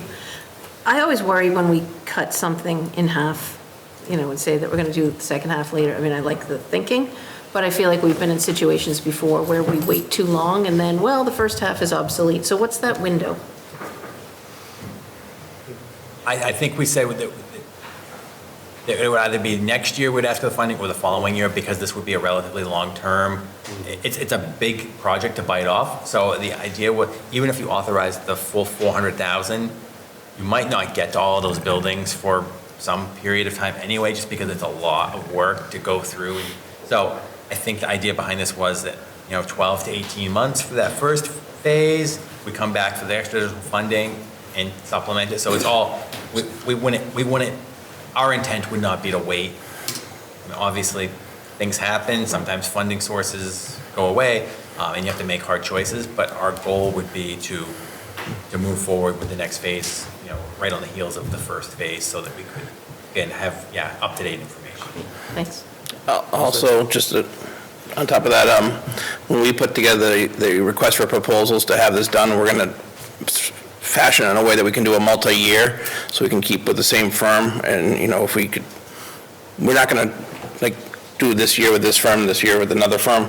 We're going to set it up so we can, as the funds are appropriate, we can continue on. That way we have the exact same criteria and data being looked at. So as far as being cut, this one's not, I think it's how it's going to work will be fine. Thank you. Michael? Two things. Matt, if you could refresh our memory as to how much an individual building assessment would cost, So that would be helpful. And number two, I believe we talked about focusing on the town buildings versus the school buildings, focusing on the town first and then the school second. There's a lot going on with the schools right now, and I think it was felt that the town buildings would be probably a more feasible way to start. So. Sure, so the assessments can vary depending on what you're looking for, but also on square footage. So to say that there's an average, that high school is 335,000 square feet, East Dedham Fire's 3,000 square feet. So it's not really an apples to apples. From talking, our procurement director reached out to other communities, and the number we came up with is kind of like, this should give us a amount that can do a very thorough investigation and be useful for years forward, because we could limit it way back and not get what we're looking for. We really want to, like Jason was saying, we need the data to make future decisions. That's truly what we're trying to do, is just build so that way when we can fit in capital projects, we know it's not us discovering them. We have a forecast of what needs to happen. We also know that what's going on with these buildings, so we can try to they always need maintenance, but we can try to figure out the way to prioritize and to, over years, fund the maintenance, so it's not all bombardment like Leon was saying. So we think the 400 altogether was going to give us enough to do the entire, so the 200 one, I would imagine it will be enough, more than enough to do the town buildings and continue on, because the school is significantly larger. We have about, I think, 282,000 square feet of town buildings and 780 school buildings. So. Thank you. What's up? Anyone else have any questions on this? So the specific number of the 200,000 is voted by town meeting. Approximately how many buildings will we get out of that? Well, or is it hard to say? It's square foot. I definitely feel that that'll get all of our town buildings. Okay. And every building's going to have the same disciplines coming. It's just going to be how much time spent and how much investigation and how much reporting, because every building has the same systems in it. So I don't want to quantify or attempt to quantify how many buildings, but I would, knowing that Warrant should do the entire town, and if 2/3 of the town is school, half of it's more than enough to get all the town buildings and start some school. Thank you. Oh, I'm sorry, Ken. I'm sorry, just a couple, I just want to make sure I didn't miss it. So how long would the assessment be good for? Well, we keep up with it. It's as good as we maintain it. So if we're going to continue on with, Well, that's my second question. The first one is, the 200,000 is just a one-year expenditure. it's a capture in time, what our buildings are. Right, so how long is that good for? The report that comes out of that for 200,000? I would assume at least 10 years. And how long, I'd say- how often would you have to repeat it? In other words? Well, with your baseline, you'd have an idea what you need to maintain better and what you need to focus on and what you don't need to focus on. So that'll give us a much clearer picture. Just because something is old doesn't mean it's bad, and that's kind of where a lot of times when you're coming up with capital expenditures, you're like, well, the life expectancy of a boiler is 15 years. Well, you could have a 40-year-old boiler that's perfect too. So actually putting eyes on it and investigating it will just help us. It'll help us for years and years in the future. Will it need to be maintained? Yes. We'll probably have to ask for supplementaries every so often. But once we have a nice, Kind of getting, yeah. like every 3 years and 5 years, that equivalent of the 200, how often would it need to be repeated for this to be a valuable? I guess ideally I'd like to see it continually every 5 years, but it wouldn't be all over again. It would just, let's refresh what we've done. Further, not a full-fledged, we have a baseline, we can go in it faster and see, we know what was going wrong, it's only gonna get worse, so it's easier to tell. So wouldn't be starting over again, so I think we'd be able to build off of it and keep it up to date, and then yes, you'll definitely be ongoing maintenance costs on it, but once we build it and maintain it, it should continue to survive at a lower cost. Okay, thank you. All set? Okay. Anything else on this? All right, thanks, Matt. Should I stay up? Probably. Okay. Next one I see is vehicle replacement, but that's out of operating capital, and we heard about that, right? Yeah. Next is Town Hall Planning Department Service Counter Construction. It's gone from original, library, I'm sorry. The library, thank you. The library exterior repairs,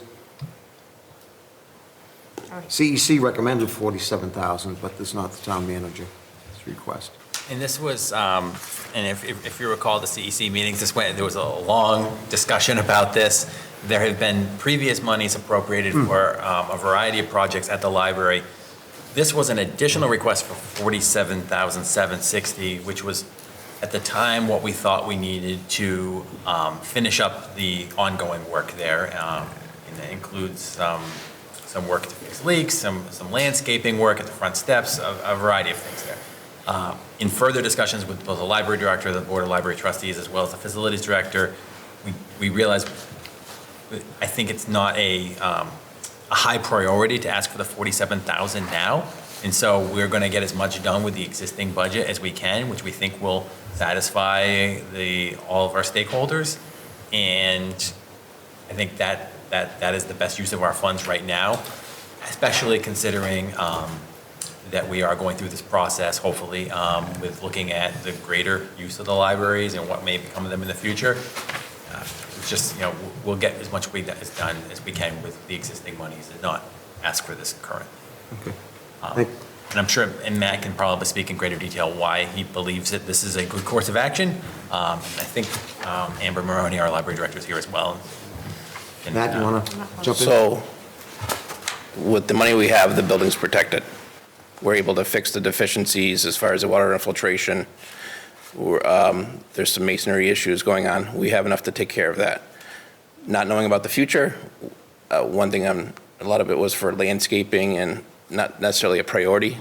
So with what we have, we're going to keep the water out, the library open, and address some of the concerns. And as far as beautification, it'll stay as beautiful as it is presently, and go from there. Just as far as priority of funds, that's what we felt was the best for the town right now, with the uncertainty of the new library and just what's going to happen, if there is one. All right, thanks. Michael, do you Thanks, Matt. From what I recall during our deliberations, I mean, this particular request, the committee felt a little conflicted because the request itself had been bouncing around for quite some time. And several of us were like, just fix it. We realized that this was a request that this amount actually seemed like something we had entertained at the very beginning 2 or 3 years ago. And realizing what had transpired in the facilities department and everything else that was going on, some of us were just like, just fix it, and if it comes back the next time, we will not recommend it. So that being said, if you're saying now, I'm a little confused as to why the request came in, in this amount, and now we have what we need to fix the problem. That's the only thing that I'm having an issue with. So they had a design for the exterior improvements. We've reduced the scope. Okay. With the overarching budget where we're at, we felt that the most prudent thing to do is to protect the building, make sure everything's safe, and hold off on the more of the exterior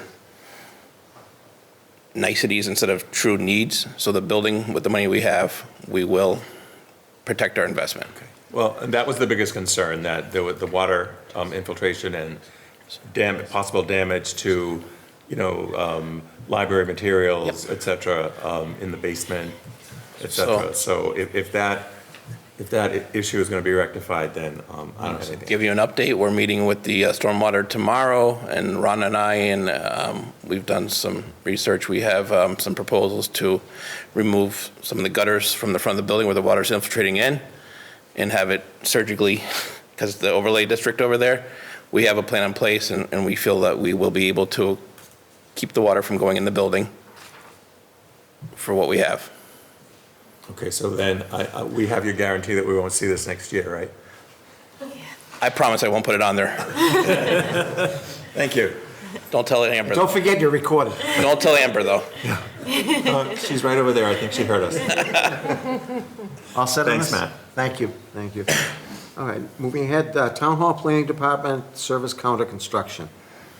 Original was 250,000, CEC's recommending 125, and you're recommending 125. Yeah, and so this one was a painful project to even ask for. I'll tell you that right up front, because this is a new building. It's beautiful. We all love it. And one thing, it's just frustrating to come back and ask for money so soon. But this is really, I think, there's a real design issue down there, to be honest with you all, about the way the town hall was designed for the planning department. It's a very transactional department. If any of you have ever been down there, you see there's people coming and going constantly with plans and permits, et cetera. And unlike all the other transactional departments, it doesn't have a counter. And instead, it's just got doors that sort of just lead into people's offices. So we've got a situation now where people are just coming into offices. There's been a couple of safety issues in the recent past. And we believe that the design could be improved by adding a service counter. The ballpark was for $250,000. We've since engaged a designer, and we've come up with a plan, and we've further revised that plan to try and bring in a project that I think everyone will be proud of, that'll match the rest of the building, but that is not extravagant in any way. So we're reusing as much stuff as we can in there. We're going to have a counter that matches the other counters as best as we can, but try to minimize the opening and things like that to again, minimize the cost. So we believe that with the 125 plus some funds that we have available from the ARPA funds, that we can get this done. and again, it'll be a good project. You know, Matt has been working closely with the architect.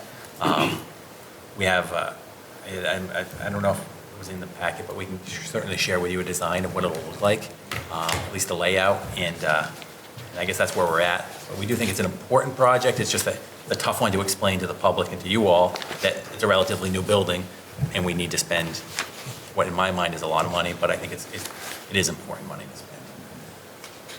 Michelle? What is the total cost with the ARPA funds? It'll be about, So our original, how we came up with the 250, it was, the cost estimates on the median was 184 to do the construction. Then there was also the design fee, contingency, and some furniture. We have tried to minimize absolutely everything with this, so it's truly the minimum of what will help serve that department much better. We don't have a exact cost yet, but I can tell you, we've reconfigured the layout multiple times, so we're rearranging the furniture and everything to reuse it in this newer design. So to keep every cost as minimal as possible and still have it so it does what they need it to do.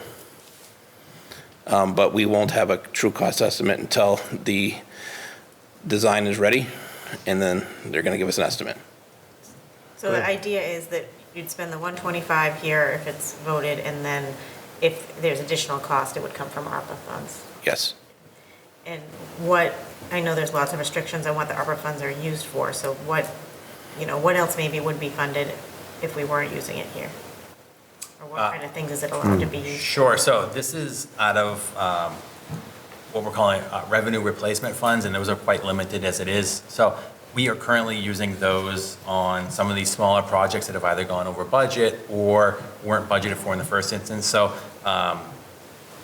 for example, as you all are aware, Parks and Rec is building out a space at the Capon School. So some funds have been, from ARPA, have been allocated to that. So we're sharing the funds between this project and that project to try and get those both done without impacting the taxpayers as much as possible. So that's where we're applying those types of projects like that. We've also used it to backfill. Operational expenses as they come up, so instead of you seeing line item transfers to come in and fill in these gaps, most in prior years, not this year, we'll get to line item transfers, but in prior years, you would see that. I would effectively take ARPA funds as revenue replacement. So it was unanticipated costs as a result of COVID or the aftermath of COVID that we used Correct. for those revenue replacement funds. But again, that's a much smaller portion of the grant funds that are available. Out of the $5-ish million, there were only a few $100,000. Well, actually, it was more than that, but that's what we have left, I suppose. I guess it's a few $100,000.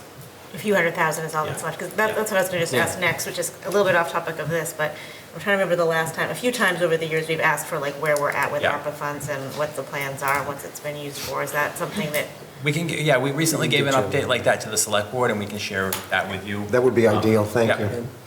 If you could have that before, prior to our meeting on the 10th, Okay. because that will be a meeting with a lot of discussion and looking at different things And we've before we recently had to deliberate. submit a report to the county too on our spending, so I think it's all information that we already have together. Michael? Thanks for the update, Leon. I wanted to confirm whether you or Matt can do it. I know that during our deliberations, we talked about the initial request for 250, in that it included some repartitioning, some new offices, and I just want to confirm that that is not going to happen, because I think the committee was of the opinion that that really wasn't a necessary aspect of this. The safety issue that seemed to be on the top of the list would be rectified by the construction of the counter and the ability to regulate the inflow of customers or whatever. So I just want to confirm that. With the new design, it will have a secure door like all the other ones. You have to have card access. It will have an ADA height counter as well as a regular height counter. It will have a drop-down gate, so it does provide the security that they were looking for. Okay. I think there was concern about knocking down walls, and I mean, we did that before in this building, and that didn't go very well. It leaves a So partial wall that's existing, And as Matt indicated, the new design allows us to reuse the existing cubicles and Okay. reconfigure them, so there should be a very minimal purchase involved inside. This is really, I think, the least intrusive version of the plan, and that's why it's taken us a few iterations to refine. We don't have a cost estimate, but I think the architect is confident that we can get it done for much less than previously expected, and certainly within the available funds. Okay, and I just want to refresh everyone's memory, and we talked about this during deliberations, where in an effort to get the certificate of occupancy for this building, there was additional funds needed. I forget what the dollar amount was. It was quite a bit of money. And somebody had asked you at town meeting, would there be any more requests for renovations of this building? And you said no. And we all know that that was true at the time. This is a renovation, not related to the initial inquiry. I just want to make sure that that's clear to folks, you know, when this comes up at town meeting, so that there's no additional blowback in that regard. I think what you're talking about was my very first town meeting with you all, and we're asking, I think, for $890,000, which again is no small sum of money. And I was asked by somebody in town meeting whether that would be our last request, because there was been a prior 875, and I said, yes, that'll be our last request. And it was certainly my hope that that would be the last request. Exactly. As you've seen, we've also, last year, we requested money for the exterior of the building to do maintenance on it. This year, I'm very willing to explain that at that, we didn't come back and ask for more money to finish the project, but now we are moved into the maintenance and improvement phase of the building's life. I just wanted to make that clear. Yeah, thank you. Yes, please. Go ahead, Liz. I know the answer to my question is both, but in order for me to understand what I'd be recommending, you know, are we leading with design or are we leading with safety? Because if we're leading with design, then, yeah, I struggle with that we're spending money on this building so soon. And if we're leading with safety, then my question is, you know, it feels short-sighted to be solving safety for one department. When I know there have been incidents, but I think we have to plan for the future, you know, and the whole building. So I think we've been making safety improvements throughout this building. You know, we have an active safety committee, which I give a lot of credit to our HR director, Gail McCracken, for reinvigorating that, getting people involved. So we've made various safety improvements from operations to training to changes to the building, working with the facilities department to put in features that were lacking before. This one, I think it's like in that gray area. So it is the design that leads to a lot of these conflicts, but it is a safety issue. So I think had this come to us and the department had said, I just don't like the way that the department looks, I think it would have been a different conversation. But instead, we have a department that's coming to us and saying, this design doesn't work for the way we operate, and it's causing issues where we don't feel safe.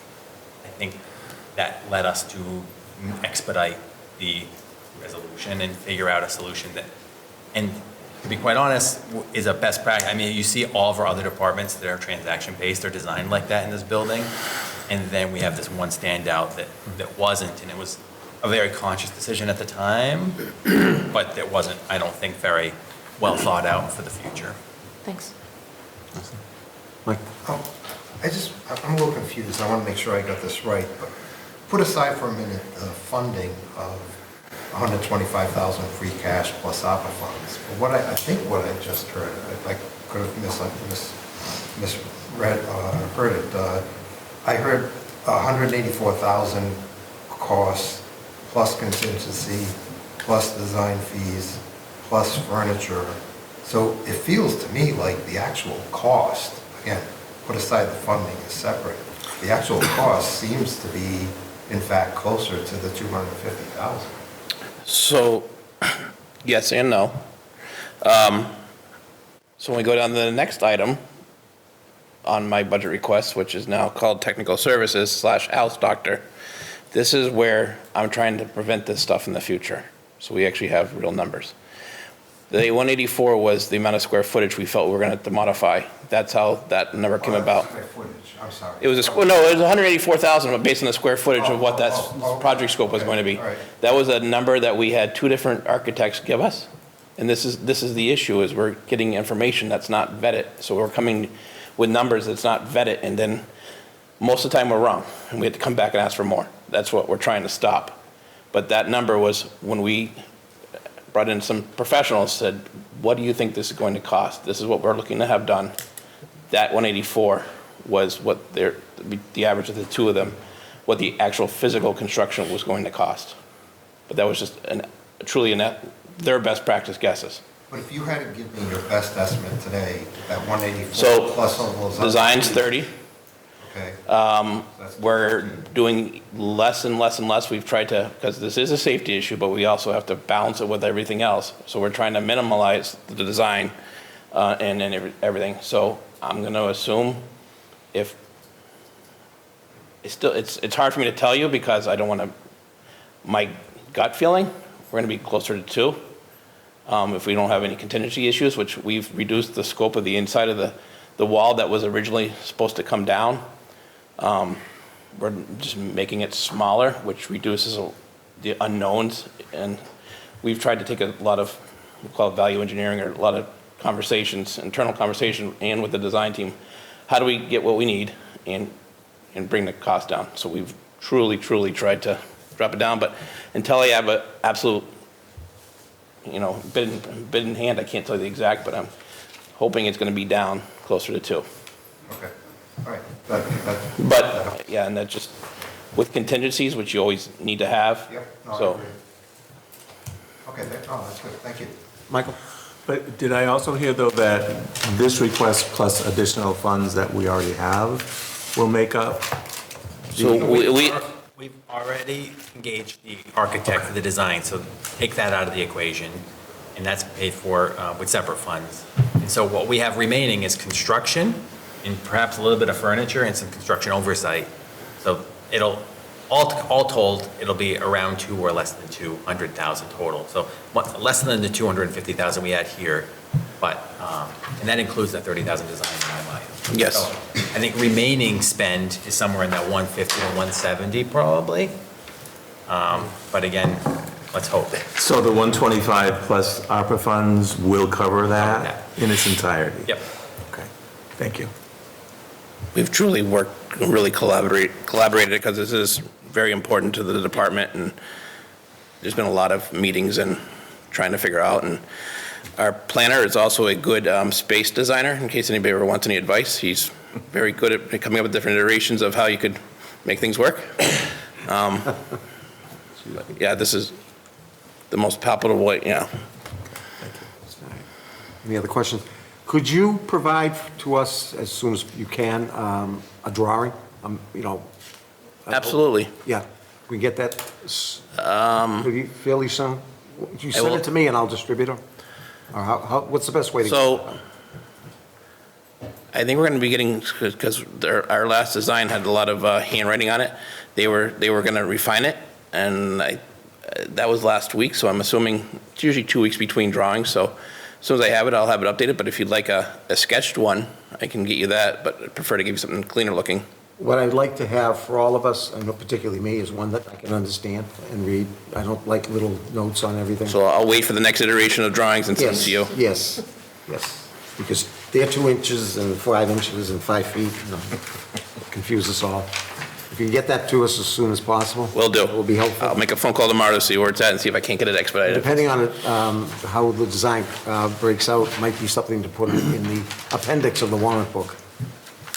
So people have questions. They can see exactly what they're voting for this amount of money. And augmented with the other stuff. Okay, thanks. Where am I?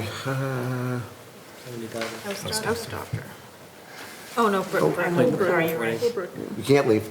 The pool brick repointing, $70,000 free cash. I think you discussed that when we had our joint meeting, and just some areas with leakage and... Just trying to maintain the exterior envelope of the building. It's from 73. It's got chlorine in the inside. It's just just part of owning a structure, it just needs to be maintained on that one. And I forgot, what I brought up was actually moved to operating, so the next item.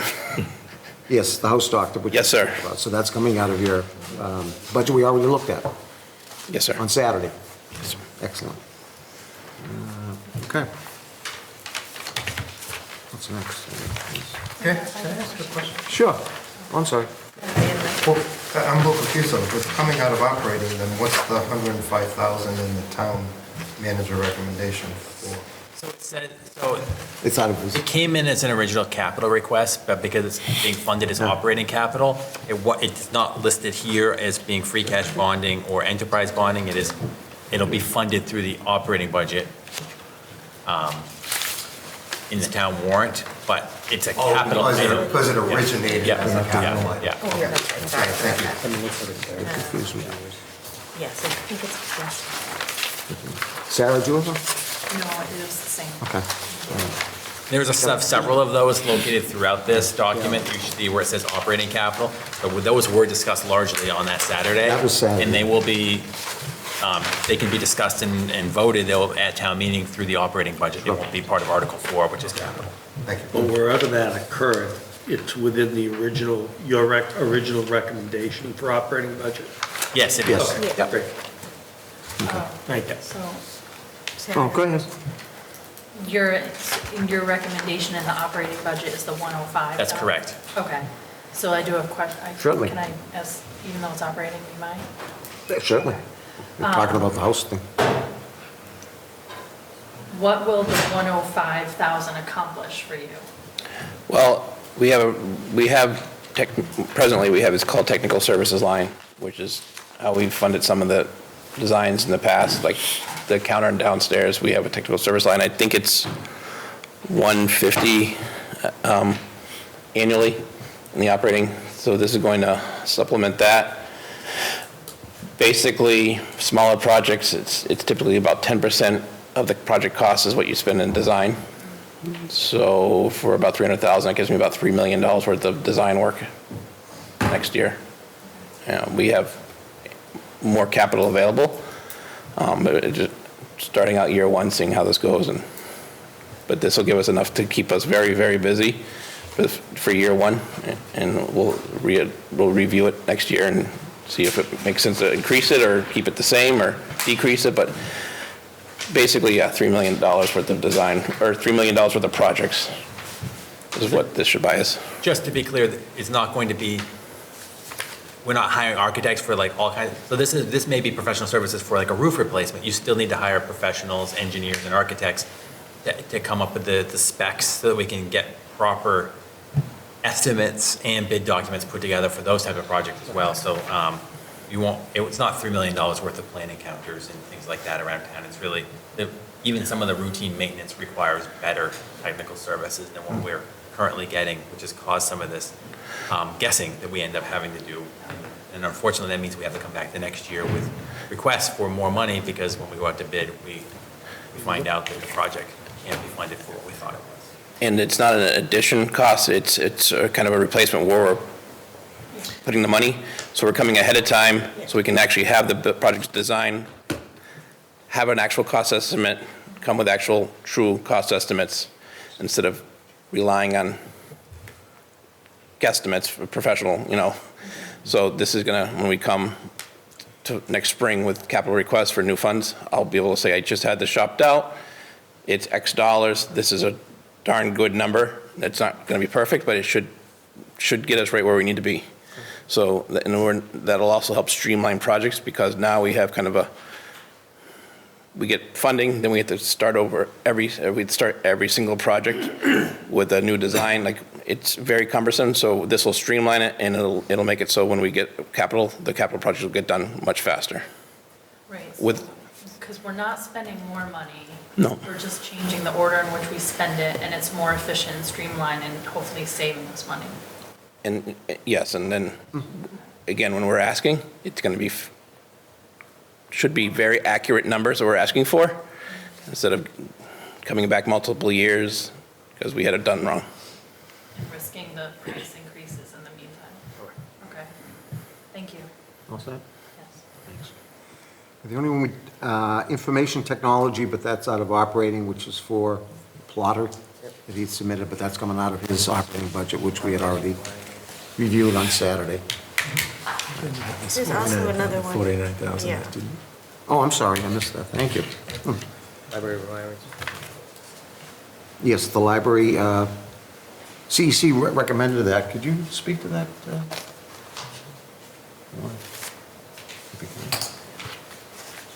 Sure. So it's not that this project isn't getting done, it's that CEC recommended getting it done, and then we were able to work with the IT department to clarify the scope and then get it done with existing monies that the IT department already had this year in its operating budget. So we were able to, so the town manager not funding this doesn't mean it's not going to happen. It's actually happening right now, and we're getting it done with existing project funds that the IT department had. I didn't have to say a word. Thanks for jumping in. That's great. So in the whole capital, the only thing we didn't talk about is facilities school, which will be done next week. Okay? Thank you. Thank you. Thank you. Great recommendation.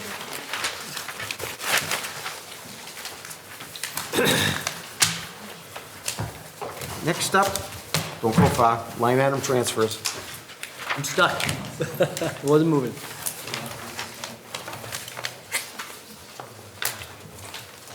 That's Article 6. What do we got?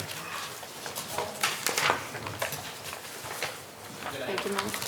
Thanks, Matt.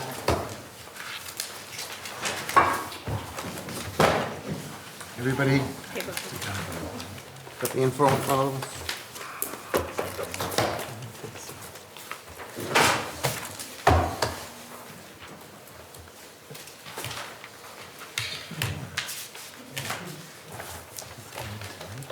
All set? Go ahead. Take it away, all right. So for the audience and for future, anybody else watching this in the future, the line item transfers are just operational expenses as voted from, that stem from voting of the town.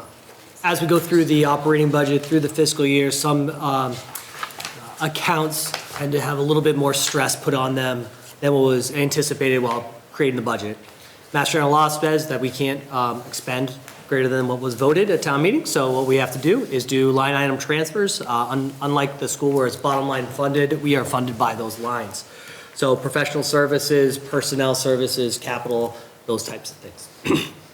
So what you'll see here, much like every other year, on the left you see the from account, which is the account that we're taking money from, department coming from, and funding the accounts that are stressed to the right, which is the two. For the most part, they are staying within the department, meaning that the department itself is ensuring that it's being funding to itself. So it's not like we're, for almost every single case here, robbing Peter to pay Paul. It is staying within the department's budget. So as we go through each one of these lines, I'd be more than happy to stop and go each line by line and ask questions, much like we went with the capital lines, if that's okay with you. Does anybody have any questions so far? The pleasure of the board. We want to just go line by line. You can talk about them. I think Absolutely. that's probably the most effective way, so we can work it down. Absolutely. So 1 and 2 are actually very closely related. These are within the town manager's budget. You can see that the town manager's budget on the right is going to legal counsel, the town council lines. These are just the reoccurring costs from Lauren Goldberg and the KP Law that we've incurred through the year. This is not in relationship to any judgments or any of those. These are just normal day-to-day occurrences. It's been a very busy year with Leon. I've seen the invoices are quite extensive as far as communication. And it has to do with everything from reviewing stormwater discussions by department, planning, reaching out to various stakeholders in town, and all sorts of different things, reviewing the warrant and so forth and so on. So you can see that it's a significant amount that we're looking at, the $250,000 between the two lines going to fund this legal counsel line.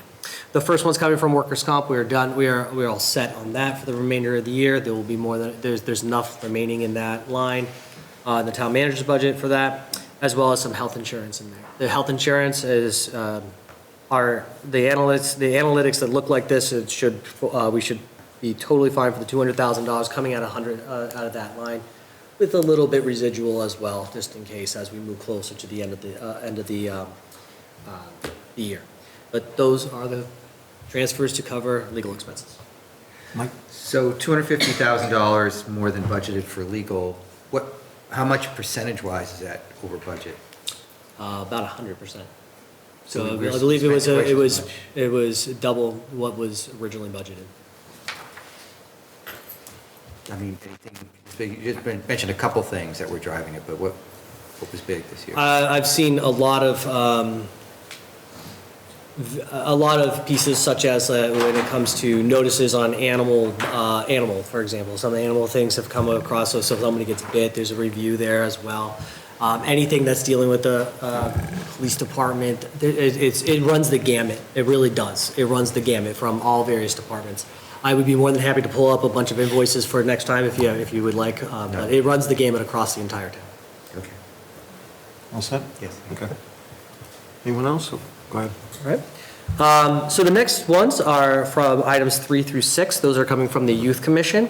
I will summarize the very beginning part of them using the from. Each line, you'll see that it's coming from non-clerical personnel.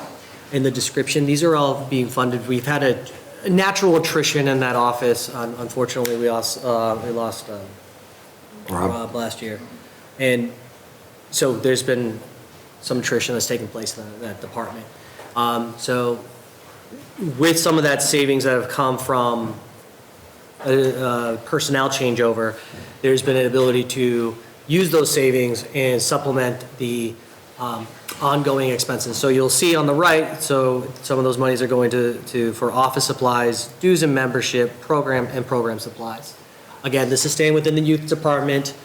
So, for example, I know that the office supplies, that chair, there was a chair that needed to get purchased immediately because someone was just hired, they didn't have a chair, they needed something really quickly. So it was things of that nature. So again, staying within the department and supplementing the operational expenses. And what you'll see here, and what we don't like to see, and I know that I got this question last year, we don't like seeing reoccurring expenses like personnel expenses going to operating. So you like to keep operating expenses within operating expenses and personnel within personnel.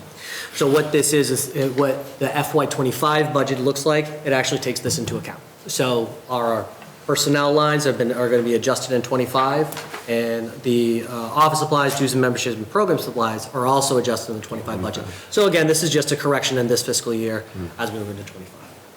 Questions on that? Seeing none, go ahead. All right.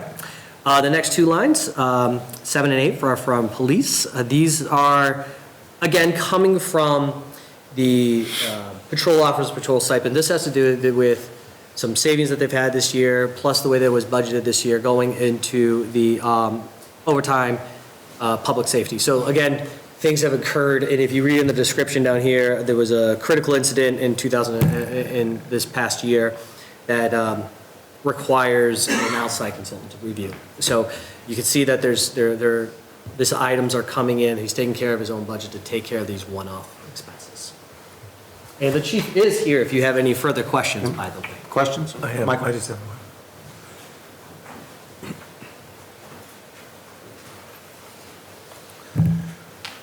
Hi, Chief. Just a quick question. Not sure how much you can disclose about the critical incident, but I'm just curious to know the outsourcing to an industry expert. Yep.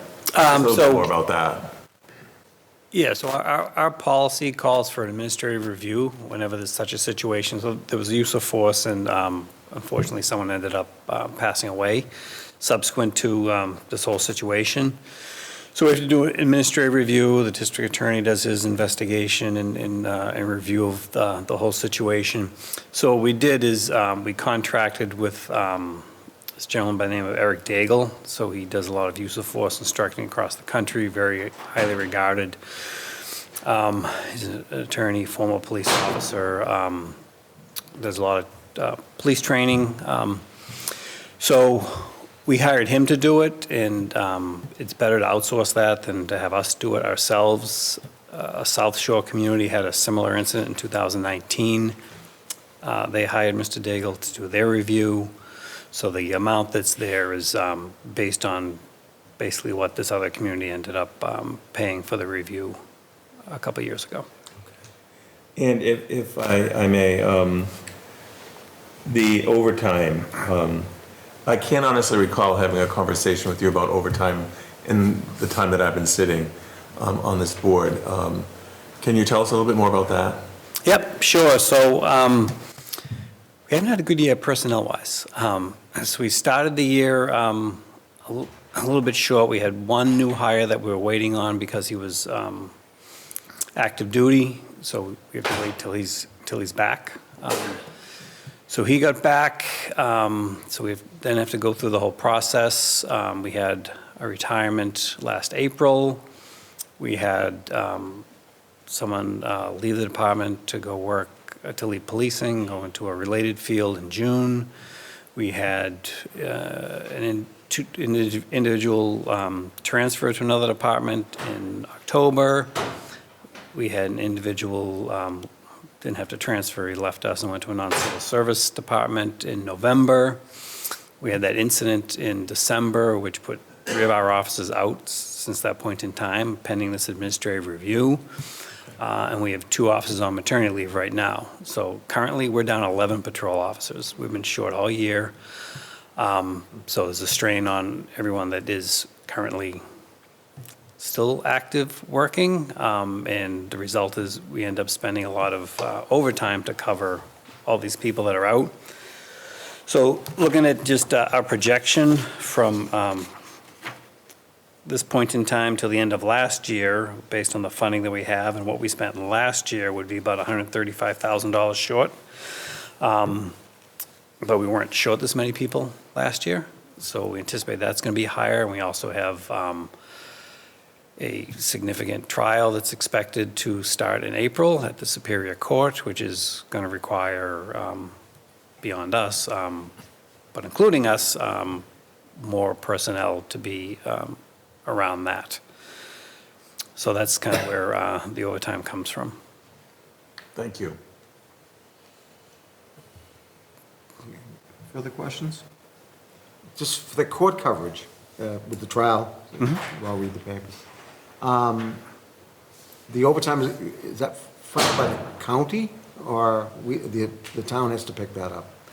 We're paying for our people, so there'll be, the county with their personnel will be, taking care of what they need to. We anticipate the state police to be out there and taking care of their people, and we'll need to take care of ours. Okay. Kevin? I guess this is for both chiefs.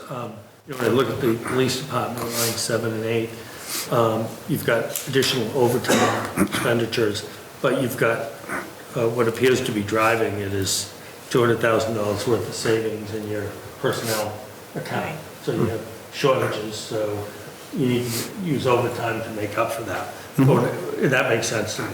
When I look at the fire department, though, I see about $125,000 in overtime expenditures, but I don't see any personnel savings that would be reflected, I assume, by shortage of personnel or empty positions or whatever. Do those not exist, or are they just not reflected as part of this line item transfer? In fire or in police? In fire. You want to handle fire? That's why I said I was asking. Why Both. don't we also with the police and their things? Yeah. Okay. All right, thanks, Chief. Thank you. And now we can move on to the fire, which... So the fire one here, this is coming from a little operational background on how I go about doing line item transfers. I look at the department budgets and see how they're running. The department budgets look like for the personnel lines, look like they're running pretty much right on track for the for the fire department, but the chief can come up and talk a little bit more in detail about that. But I rely a lot on their experience. As the chief just mentioned, they know in detail what's happening with their department, and because their department payrolls are so complex and things happen, so I tend to rely on their professional opinion. So I would defer that to the chief. Chief, if Did you you could have come a up. question, Chief? I was noticing that on the police department budget, you see what you'd expect to see on the transfer, that they have savings on the personnel account because they have vacancies, and then that drove increased overtime cost on the recipient side. And when I look at the fire department, I didn't see that. I didn't see any.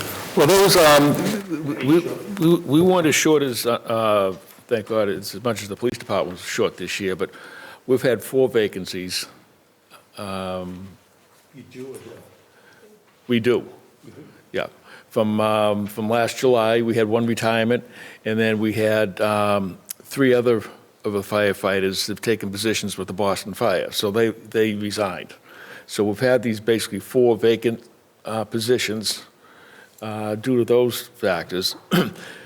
Along with that, we've had 1 other firefighter who's been on a long-term injury, so he's still been out. So we've basically been short those 5 positions probably since, I guess since October maybe.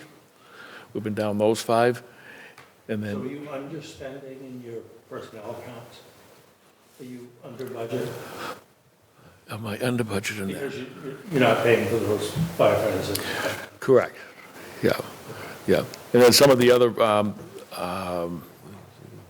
factors would end up coming in, just additional people we had out on shorter term leave. We've had several firefighters that they're out for family leave, if you will. The injuries are actually gone down quite a bit, so that hasn't been too great of a driver this year, which is fortunate.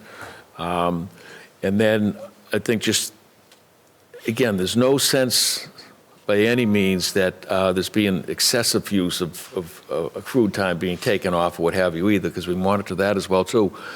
But I think all departments across the board, we've learned something since COVID. We're encouraging our people not to come to work if they are sick. All that does is just make matters worse, if you will. So, and but I don't think that to say to that point is that, you know, I know I can speak for my departments, is that, you know, nobody's really taking advantage of anything in that manner, you know? Thank you. Sure. Thank you. Verify that. I'll definitely go back and verify that for the next piece. I do recall one line that was in the personnel lines, and from our conversations that we've had multiple years, is that there's a large payout at the end of the fiscal year, which is why there wasn't use of those funds, because there's a large payout at the end of the fiscal year. But we'll definitely go back, we'll go back and forth to discuss if we have an ability to use personnel, and we'll transfer from personnel to personnel. Thank you. Okay. Michelle? And I don't know if this explains it. I'd be curious, John, when you look at it, but to your point, Kevin, like, you know, it makes sense with the police, but if the need for overtime is because they're short-staffed, right, then we would see that. But if they're short-staffed because people are out sick, that's not going to be savings. So it could also make sense for fire if it's more related to sickness and absences as opposed to being understaffed. Real quick, I just want to say something. I was in my, it's like, it's amazing that I didn't look at that. But if you look on the left, on the from side, do you see the org code? You see the org code where it ends in 5100? Yeah. 5100 means that these are coming from positional lines. So these are voted within positional lines associated with personnel. So it's still within personnel to personnel. The only one that is not a direct from is the one that ends with that 57, that training services, 5700. That is the only line that is that's being used that's outside of personnel costs to that. I'm glad I was like, I know I looked at that. I would have looked at that. So yes, it's still coming out of personnel expenses. All set? It makes me feel better. I knew I would have looked at that. All right. Moving on, the planning, zoning, and natural resources. Yeah, so these are some additional expenses that he incurred this fiscal year, from what I understand. Nothing absolute out of the ordinary. Okay. It says a sign, right? Signage, it says? Some signage, yeah. Let's see, what number is this, 12? 12. Person conservation, land sign, yeah, Okay. disrepair. So it looks like just a one-off. Okay. Questions? Oops. Questions? Next one. So we'll go with the Norfolk agricultural piece because there's two lines that I'm using to pay for this one. This was a budgetary piece that corrected in FY25's budget. Let's start off with that statement, is that when we get from Norfolk Aggie, they provide us an estimated number of students that are going to attend. Based upon that number, we budgeted a specific number for this year. It was under budgeted this fiscal year. So a part of that cost, and this is sort of me taking a little bit of onus on that, I'm going to hit my own budget to make up that under budget. So that's why you're seeing the finance audit services. There's a PO out there. I'm actually going to close that down. We had a little bit of savings from an internal review that we did, came in under budget. So there's some savings there. And I'm going to use that funds to transfer to pay for that intergovernmental cost. Okay. DPW, I called up Joe on this one. He tends to, so we have, in these budget years, we have a couple of positions that are budgeted, that are unfilled. And so I was just going around looking for places that could, to support these kind of costs. And he was absolutely 100% on board with using these funds as well. And again, this is just a one-time, if you will say, an underestimated budget for FY24. I have a question. Is this at all related to the increase in the Norfolk County agricultural line item that happened subsequent to when we received our budget information? Is that the same kind of? It's related to that. So the number that you saw had included Blue Hills and Norfolk Aggie for the regional schools number. So it's part of that number and that larger increase from one year to the next year. Okay. Thank you. Okay, moving on. Free cash. Okay, so without, the school is not here tonight. This has been in contact with Nan and Ian, and everybody is well aware of the stress that the schools are going under in FY24, not only internally with operations, but then other sources coming in.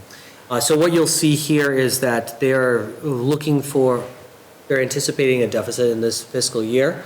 You'll see on the right, the pupil transportation and pupil tuition are the two accounts that Ian is looking to put the money directly into to support the additional expenses.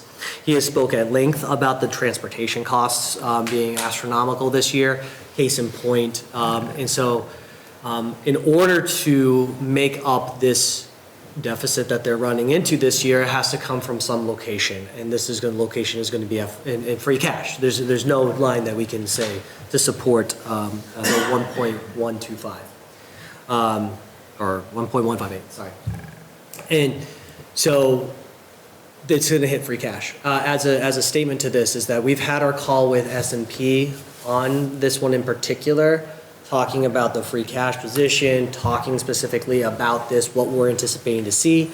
I would also state that they mentioned on the phone that other school districts around Massachusetts are seeing the same type of thing. And so they were not surprised at this year. So with that, that's the transfer in, and that was the number provided directly from Ian last week. Michael? I don't know if you can answer this or not, but 1.2 million obviously is a lot. Do we believe this is adequately reflected in next year's budget, so we're not going to have the same issue next year? I believe he's taking 100% of this into account for next fiscal year. Okay. So That's this is the included in their one-time correction. 8.02%. Well, yeah, I would have been concerned if it wasn't. I still had to ask the question. Yes. They made that pretty clear. Liz? And is this the total deficit? Does this close it? This is his best, after scrubbing all the revolving funds and all the reimbursement funds, this is the total amount that he firmly believes to be the ending dollar. Thanks. I'm sorry, I didn't hear the end of that. So this is it? As far as? Yes, he firmly believes that this is the ending dollar amount as of right now. Again, that I'm not as best as I can get. And if I could just ask John, on behalf of myself and maybe the committee as well, if you could, put a placeholder somewhere. I know we talked about the fact that the transportation issue is something it's a deregulated kind of situation, and with all the other, cities and towns that are, being gouged by it, I just want to make sure that, I'm sure we won't, but I just want to put it out there anyway, that we don't lose sight of any, regulations that may come up in the future that might impact, future budgets. I know it's probably way too late for fiscal '25, but this to me is it's reprehensible, and I know there's not a lot we can do about it, but that's a ton of money, and it's just like I said, can't do anything about it, but. Hence our free cash, the information you sent out is just a little over 2 million going forward. That accounts for this coming out, yeah. The figures that were provided in the memo, take that into account. So for the next 4 months, 2 million, okay. Thank you for that information you sent out, by the way. Much less than the last 2 years. A lot is a lot, but it's very valuable information. Okay. Any other questions about that? Okay. Number 17, town facilities operating capital. Okay. This one was a fun research project, to say the least, for me. And I say that very facetiously. So, as you're well aware, that myself and my predecessor have been doing a lot of work when it comes to cleaning up operating capital items and projects in the past. Matt Hafner talked about doing house doctorage so that we don't come back and forth and do various overlapping projects. Well, I'll summarize this in a long story, very, very short. Believe it or not, I can do that. So in FY 18 and 19, there was a operating capital that closed out from the enterprise fund from the Endicott estate. That closed to operating budget. That's operating capital in FY 19. That sort of hung on the books. There's no vote to capital. There was nothing voted to use those funds for a specific capital item. It closed to operating capital. However, at that present time on the books, it sort of hung out there attached to a project that was not voted as a capital project. So it's just been hanging, sitting there. Now, what we're looking at doing is taking that, voting the FY19 operating capital that's sort of just hanging out there and using it for the FY24 operating capital. So basically just using it for what it was intended to at that given time. We don't use it for FY24. We now close it free cash. Just cleaning out that account. In a very long story, very short. No, I just have one quick question. When I look at this in the format that you've presented it to us, it looks like a debit and a credit to the very same account with just different descriptions. That's correct. A different year. Yeah, just different year. Yeah, the code description, I'm guessing we would see in a memo line or something. So the money's just there. You just have to change the description. That's all you have. Pretty much. It sits in that account line. We track every one of these by the fiscal year. So as again, like I was talking about, normal operating expenditures or operating capital should be closing out in sequential years. But because this is tacked to a specific thing, it's not doing that. So I'm just cleaning the book. So it's a line item transfer, but it's really not. It's a line item transfer, not really not. It's a bookkeeping exercise. Yep, 100%. Just wanted to make sure. Thank you. I'm curious to make sure I understand the intricacies of the accounting. Yeah. So this is going to be used to fund something that town meeting approved last spring in the operating capital budget. Is that right? It's operating capital, so much like it would be, it doesn't go to, it's not a specific capital item. It's for things that should come up in normal operations. I will tell you that I believe some of this has already been earmarked for the Cape and Move. For the what? Cape and Move. For the Cape and renovation. So again, not to go out for additional costs or anything of that nature. So you can use some of these funds. Have something that's already been approved by town meeting. Say that again? An item or items that have already been approved by town meeting. Doesn't have to be. It doesn't have to be because Capital. it's operating Operating budget. costs. It's not like you're saying it needs to be, it was already approved for operating expenses and operating capital. The town meeting has already approved that. Right, well, when we vote, if I recall, when town meeting votes on the capital budget, it includes those that are being funded out of the operating budget. Is that right? No. No. They don't typically list it? So let's go, so Article 3, which is the operating Right, budget, right. includes operating expenses, Including capital operating? including capital operating Okay. expenses. So think about it in context of that, Article 3, not Article 4. Okay. Then how did this, if this was out of the operating budget, how did it go from FY '19? Why wouldn't it have just reverted to free cash if it were in Article Yes. 3? I understand if it were in Article 4, they Right. roll forward, but So effectively what happened was, in 18 to 19, and I believe that was the first starting year, and there's a transition in the finance department as well, that, and again, this is before my time, but from effectively, what happened is that it should have closed out and it should have been applied as if it was in Article 3, but on our books, it got posted as if it was in Article 4. In short terms. But in terms, if it goes into Article 4, it has to have a specific, Exactly. has to- right, it's a two-thirds. I do and have, it has to be done for something. and I do have I did actually pull up the article, it was actually done in line item transfers in that year. It was number B for the exact dollar amount, and it goes to it actually specifies town facilities, operating capital, exactly.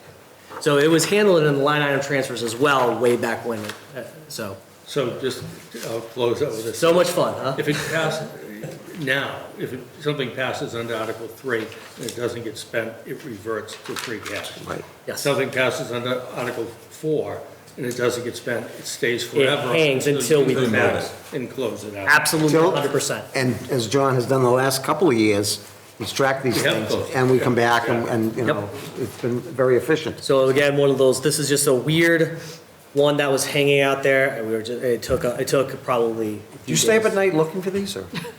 I'd lose sleep at night.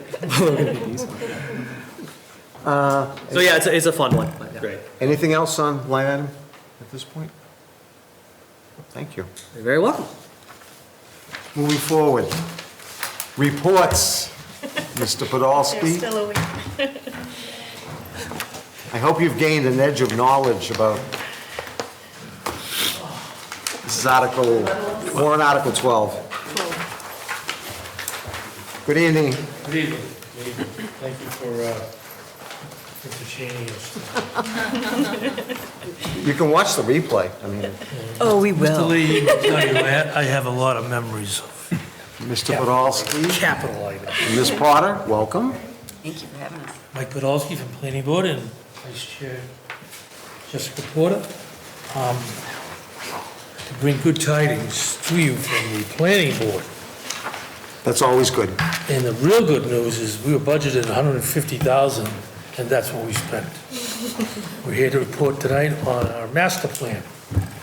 I'm going to give a quick overview, and then Jess is going to fill in a few more detailed things. But the master plan has to be done every 10 years by town bylaw and by state statute. So technically, we started in 2020, we're trying to do a 10-year plan. After 4 plus years of exhaustive study, we're here. 2.5 years with the master plan committee, and then the 2 years with the planning board reviewing the master plan submission. Because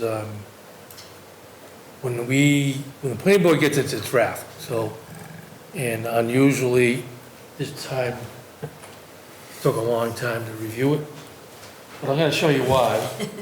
This is a master plan, okay? That's what we're looking at after it's been already provided to us. It's double the size of the last one, which we got an award for in 2010. Maybe we'll get 2 awards on this one, if not for anything else, for Your patience. the length. Quick acknowledgements, obviously, 6 planning board members, 17 members of the master plan committee, 11 members of an outreach working group, and of course, a lot of effort by the planning department brought us here. We're going to report that we have approved the master plan, except for one item, it's called implementation, which we're going to try to address next Wednesday night. But the plan itself is approved. We're not making any more changes or revisions. That's going to be taken to town meeting. We hope to have an implementation in place, and even if we don't, there is an implementation committee that's going to take over implementing all of these. But the basic parts of master plan are zoning, economic development, housing, transportation, governance, public health. As I said, we started in 2021 with the committee, and then we got the draft in March of 2022. Over 2,500 people in town participated in this group study of how we got here.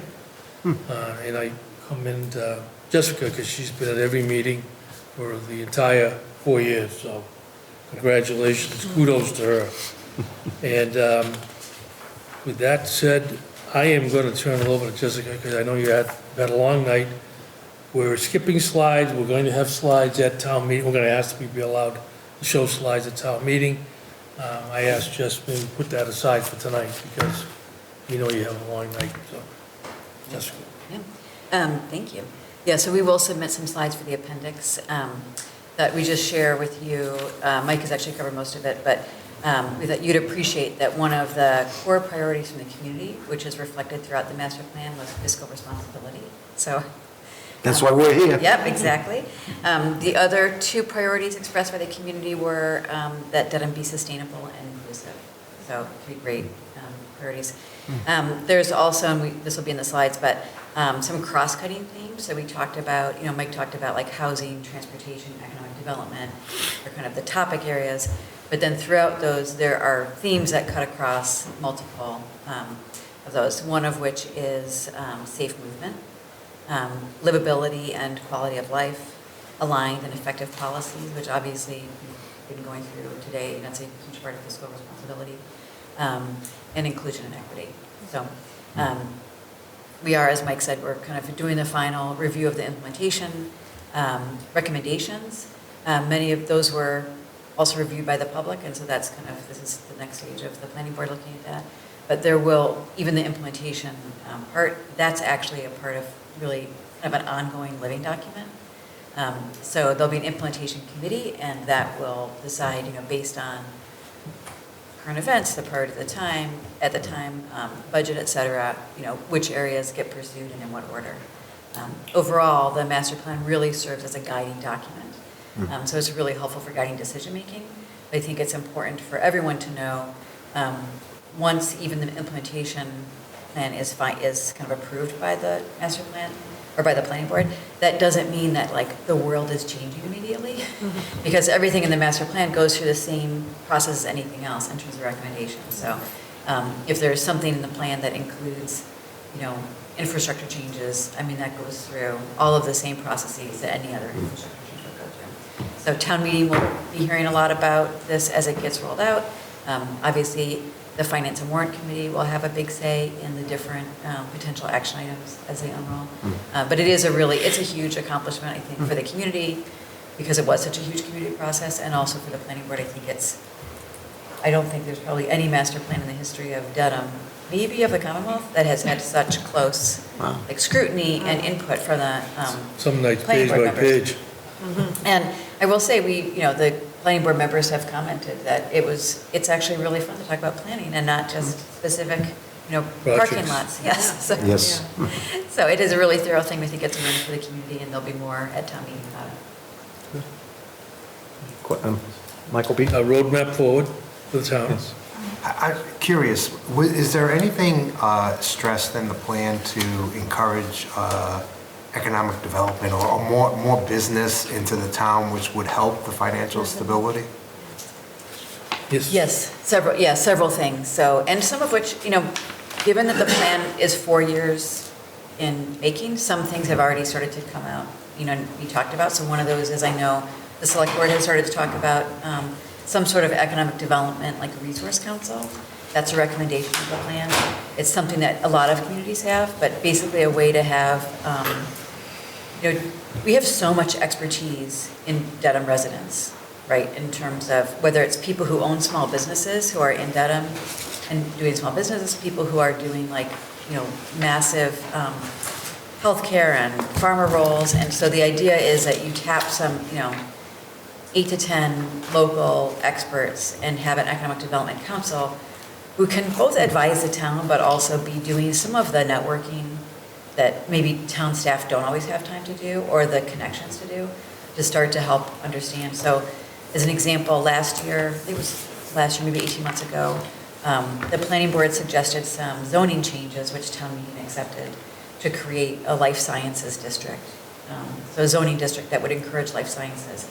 Well, that's great, but that's like one step in getting life sciences to come here. The next point, the next piece is... You recruit them.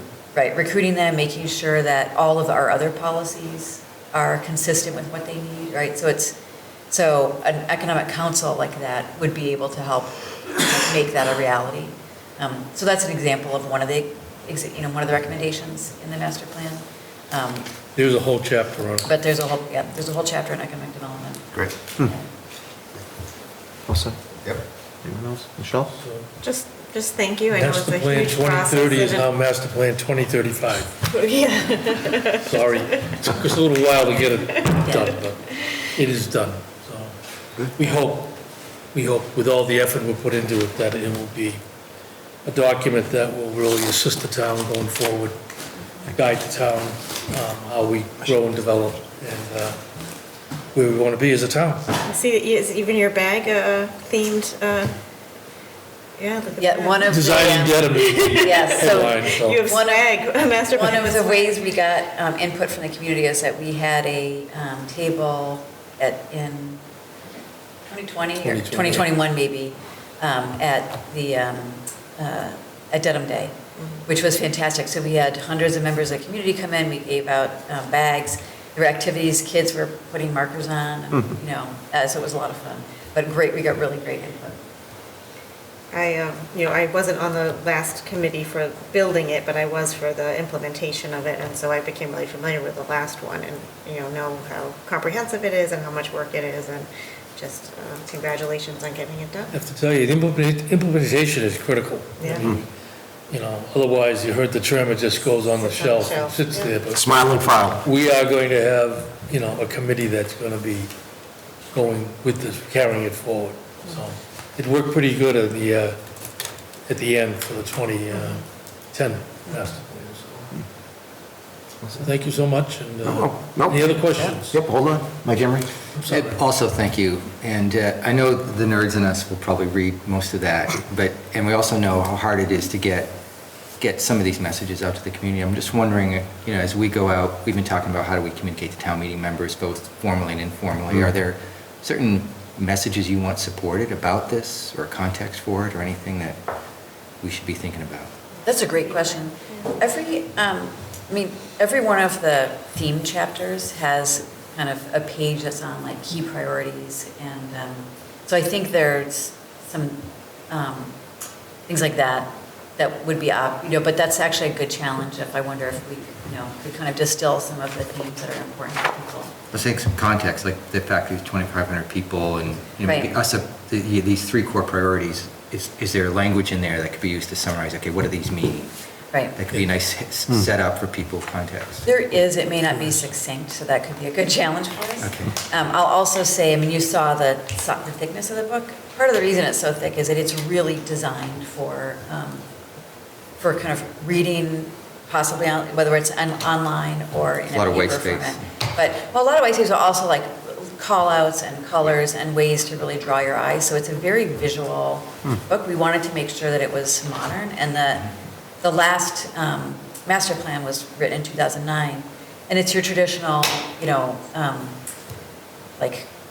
portrait layout and mostly text. And this one really has a lot of images, a lot of charts, a lot of call-outs of, facts, and So I think that the format does lend itself, but that is, I think, a really good idea about, boy, if there was a. I'll just real quickly, because those three words, just as headlines, mean a lot of different things to a lot of different Right, people. yeah. So, thanks. And of course, it'll be available on the town website. I was going to ask that, is it up there yet, or? Well, I don't know when they're putting it on. It's It's not, been I don't think approved, so we it's, can put it on. yeah, we could do, yeah, I don't know. Talk to Jeremy Yeah. about when he can get it up, but, technically not to sound inexclusive. I mean, once we sign it, that's kind of it. It's a planning board document. Like, we don't need technically approval at town meeting or anything like that. We submit it and say, here you go. But, obviously, we always want people to be able to comment. So if people wish to comment at town meeting, it'll be up to the moderator. I'm sure he'll handle that. Well, just to Mike's point, though, and like, when Jessica was mentioning, so yeah, it's approved and you all want to be getting the projects through, but they need to, a lot of the implementation will come before us, come before town meeting. So I think Mike's point's a good one, whether it's working with Amanda Smith or having a task of the implementation committee be the communication of it, could be helpful. Yeah, definitely. Yeah. We have a lot, as you know, a lot of people with experience on the board itself, so that's one of the reasons it took so long, because we all have where we come from. So you look at something that's been done by another group, and it's hard not to say, well, maybe I'd tweak this and tweak that, and it took a lot of time to tweak it, so. But we're there. And, Excellent. On budget. That's even better. Not on time, but on budget. You didn't turn back any money At the end, people said, we're running out of money. He said, okay, we'll do it ourselves. Because if you didn't, John would be right on top of it. We have it on our list here. It was money well used and spent by the town, we think, so. Hopefully you'll all take a look at it when you have a chance. Certainly will. And, we hope it'll be a success. Thanks. Thank you. Thanks for coming in. Sorry for the delay, but. No worries, thanks. Patience is a virtue, so we were just being virtuous. Yeah, thank you all for your time. I knew you were going to say that, so. Thank you all. I talked to you too many times. Don't figure it out. Have a good night. Appreciate what you people do. It's Mike, tough, tough job. your hat. Look, my hat. Yeah, Yes. thanks, we know you guys are here a lot more than we are. Thank you. Thank Good night. you. Thank you. Okay, next is Article 13. We have to recommend rescinding a vote. Who's speaking on this?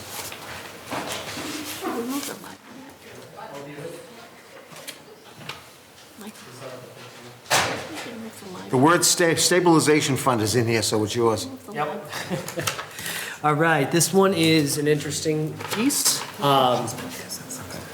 This has to do with, and I get corrected all the time, it's an opioid or opioid.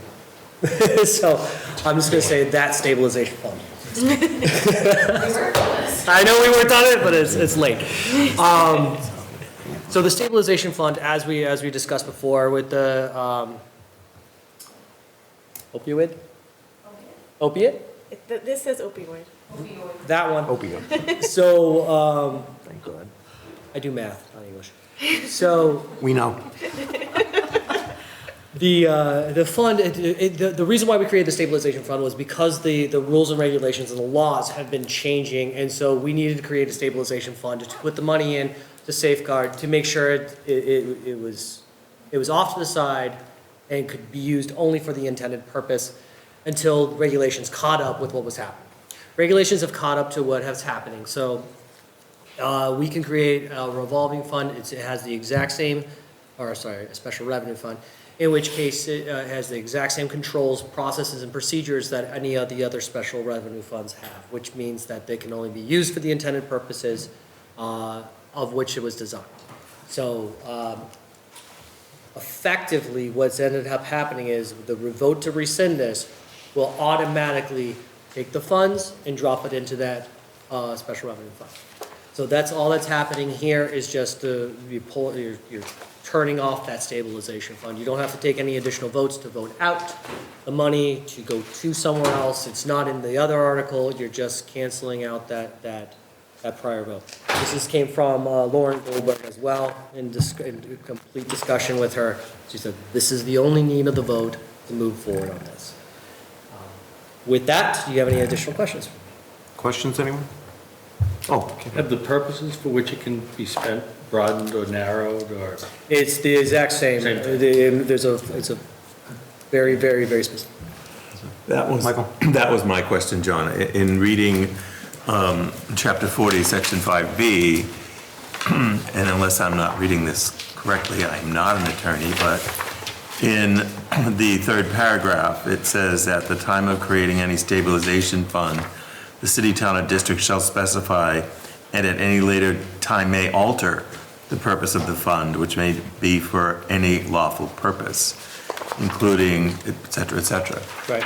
I guess when I read that, initially, I thought that by rescinding the vote from last year and by taking the opioid settlement funds and putting them somewhere else, that at any point in time, the town could decide to use them for anything else over and above the opioid settlement. So I was just a little concerned about that because I thought the funds were specifically for, you know, the opioid issue. Yep.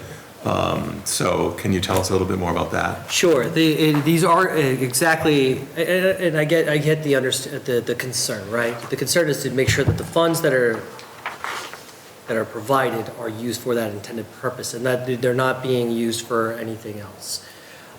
These funds and purposes I have to report on as well.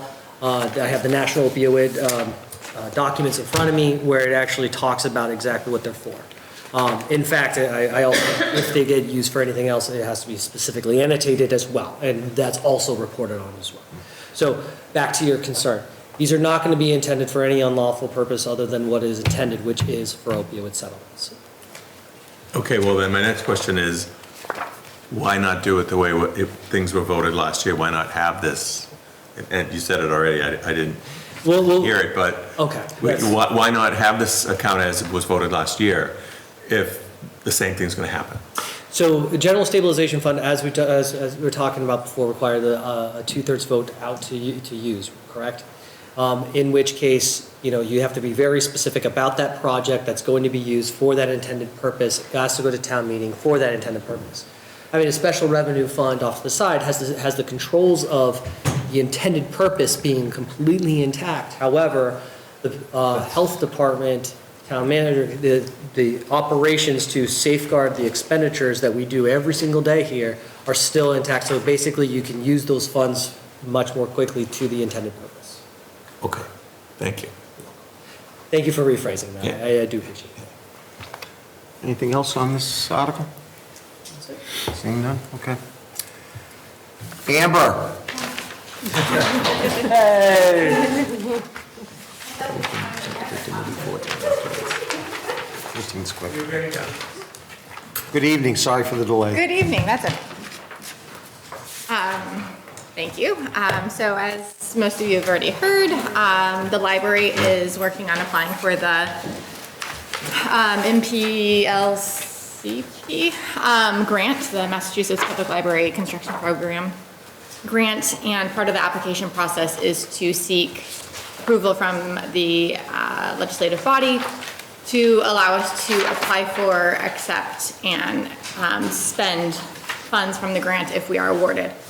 The requirement of the application process also involves us getting approval to spend, even though it's coming from library trust funds, funds to help with the next phase if we're awarded the grant. So this article generally wouldn't be in front of you because normally we're able to apply for grants and spend money from grants and spend trust funds without FinCom's approval, but this is only here as a requirement of the grant. So I did provide you guys, I think you guys have it with, did you guys? We have the backup. With information related to the grant and kind of what that means, but I'm happy to answer any questions or explain further if you guys would like. I noticed you provided a sample warrant article for this in the second page, on the information page we got, which is very good. Well, Nancy sent us, Nancy sent us this other thing with the actual article. Yeah, that's what I gave this to Nancy. Yeah, Yeah. yes, she Yeah. sent us this. Yes, that's what I provided to you guys. It's not printed, just in our email. Was this tonight's stuff? No, it came in a separate email yesterday. I sent it to her this morning, so Yeah, that was probably today. got it today. 1 o'clock today. Yeah, okay, it was today and I printed it today. Sorry. I have a copy right here if somebody actually. Is it in here? Yeah, it's in this. Well, I brought my own anyway, Find so. it now. You get bonus points. So it is, okay. I read it this morning.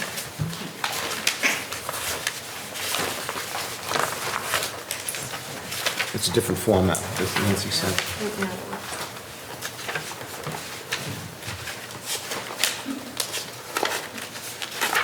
You're supposed to.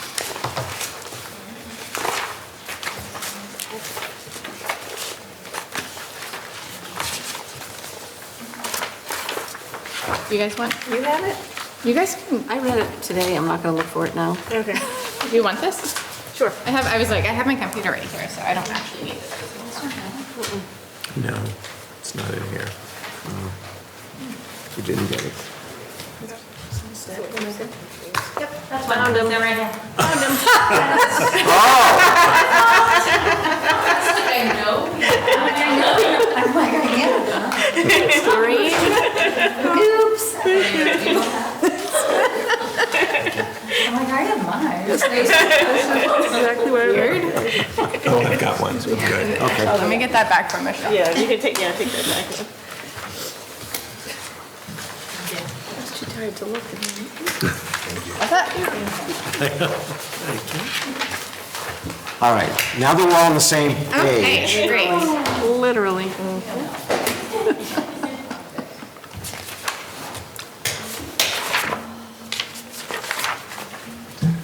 To see if the town can.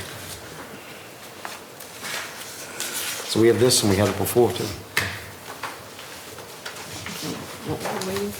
Yeah, so with the information that I gave you guys is the grant timeline. So we do find out in October if we're awarded the grant. And then from there, the rest of the timeline is on page 2. And then I also included what the total award grant award would be. Obviously, we don't know at this point what we would be doing with our buildings, whether we're renovating, building new, condensing down to one building. All of that will be decided in this next phase if we're awarded the grant. So on page 3, those are obviously just examples of what the grant would cover.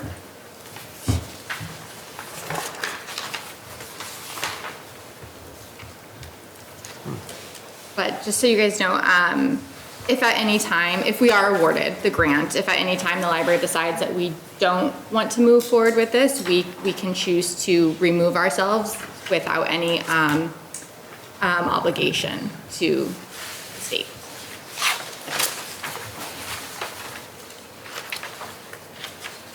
But the 150,000 that you're looking for authorization to apply for the grant, right? So the $150,000 will be used, if we're awarded the grant, is the only time that we're gonna be using the $150,000. If we're not awarded the grant, we won't need to spend that $150,000. And that will go towards architects, planning, design, things of that nature. If you're awarded. If we're awarded, yes. If you're not awarded, the 150,000, It stays in the library trust funds. okay. Yeah. Michael? Yeah, what if we're awarded the grant Mm-hmm. and we do the study, Yep. but then we decide not to go forward with the project? Yeah, that's a good question. Do you have to pay the state back? We do not. No, we do not. We would be able to use whatever we develop during that phase. If we do end up, let's say we do end up going through with the planning and design phase, and we come up with plans, we decide what we're doing with our buildings. There is going to be, or there would be, another town meeting vote, and that would be the spring of 2026, and that would be the big ask. And there's always that possibility that town meeting votes no. So again, we have no financial obligation to the state if town meeting votes no on it, or if at any point the library decides to not move forward with it. There's no obligation to the state. Okay, thank you. Michelle? Yeah, I just want to clarify, and I feel like I knew this when you told me this when I was doing the liaison thing, but, so you're looking for the library trust fund to spend $150,000? Yes. And then the grant would be to reimburse that, or no, you're spending that no matter what, and then the money is for further stuff? Correct. So we would also, if we were awarded the grant, we get $100,000 from the state. So that we would use that $100,000 as well as this $150,000 for the planning and design phase. And if, kind of like what Mike is asking, but if they do this planning and design, and then town meeting does not approve it, is that planning and design good to be used again in the future, or does that kind of like expire and then you're starting all fresh again? So there's two different things, two different scenarios. One, if we choose to go through the building grant process again, part of that might be useful, but the state now has a 4-year cycle for the grant. So if we're not awarded this grant, or if we choose to not move forward, or a town meeting votes no, the next time we'd be able to go through this grant process would be, I believe, 2027. And then the plans that we develop might be useful at that time, but also that's 3-4 years from now, and things change. So, there might need to be some adjustments.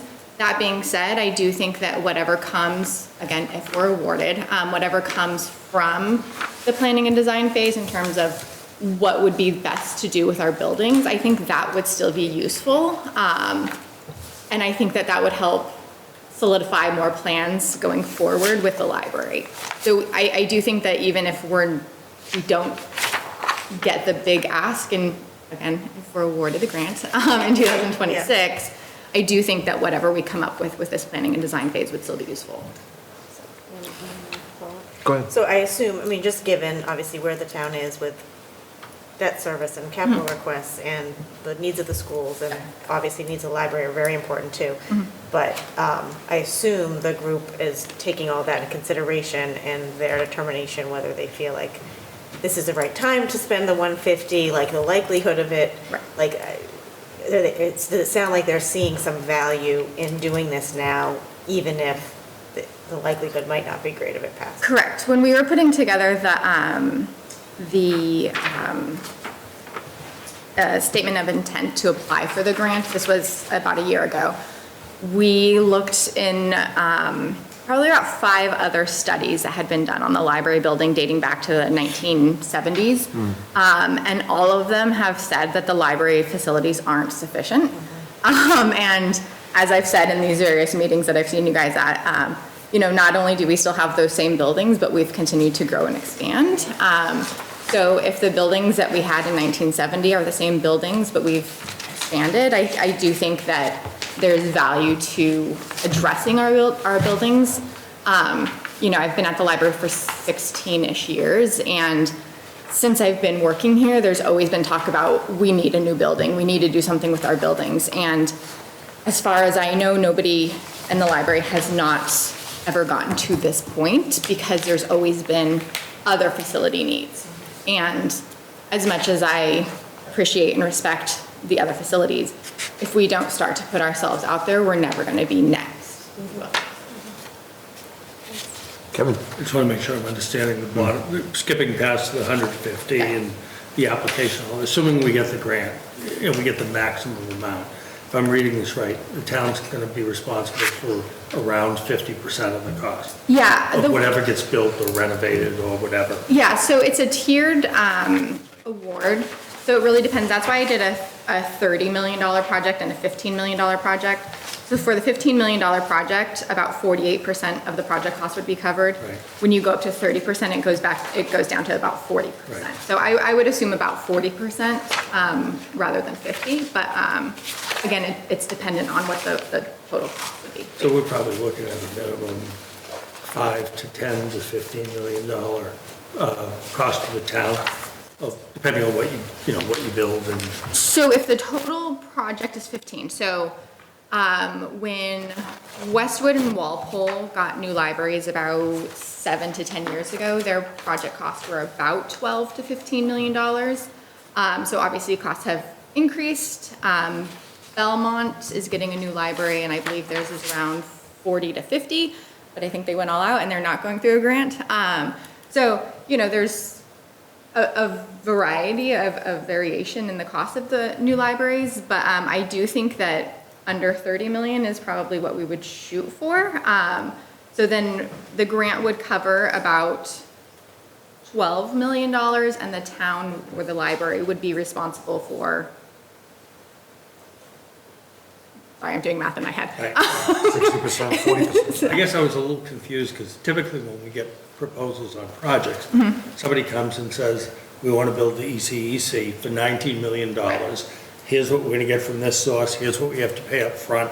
And this is presented sort of as a request for $150,000. Correct, yes, because. That isn't coming out of the town's coffers. I know, and that's. Why not, Right, that's because the way the state really overhauled their library building grant program. So pre-COVID, they would approve people and then you would get on a wait list and you'd wait, but you would have been approved for a certain amount. But once your turn was up and you were off that wait list, those costs had increased. So this is the first round where they've overhauled it, and it's a 4-year cycle. So I think one of the reasons why they require that we have this article in front of town meeting at this point in time is to sort of gauge whether or not the town is even willing to support a building.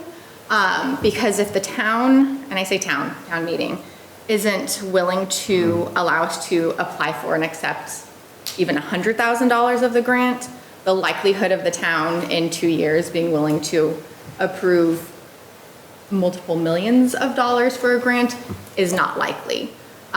So MBLC, Mass Board of Library Commissioners, has made it so that we have to ask for this, even though, like I've said, normally we wouldn't have to come in front of you for this reason.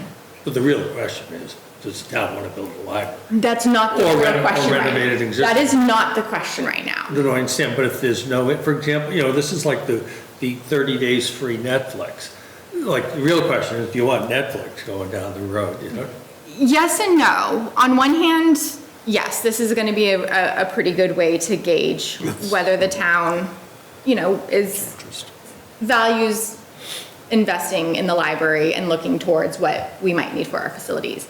But I don't agree that if town votes yes on this, then they're going to vote yes on. Oh, I agree. A new building. And voting yes on this does not mean that we are necessarily building a new building or renovating, or this portion of it right now is essentially just to get us to the planning and design phase.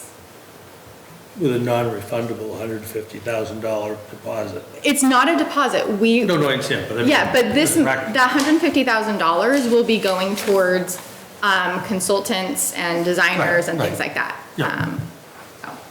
Michelle? Thank you. And I think this is clear, but just to clarify, this costs us nothing at all now. Correct. This $150,000 is coming out of library trust funds. Yeah, so the only thing, it almost feels like no matter how you feel about this, if this is what you all want to do, we let you do it. But I guess the only risk in the future is if you spend that 150 and you need 150 in the future, now you're going to have to come to us, I guess. I don't know how big your trust is. Yeah. Okay.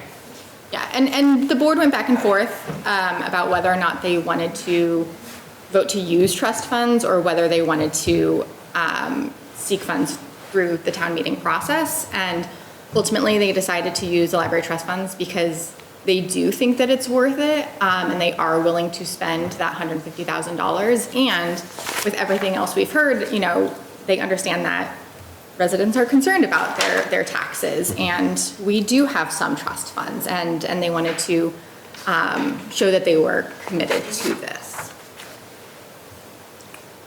What's that? I'm sorry, yes. It's getting late. Anyone else? I'm like, who's he talking? Thank you. Thank you. Thanks, Amber. Thank you.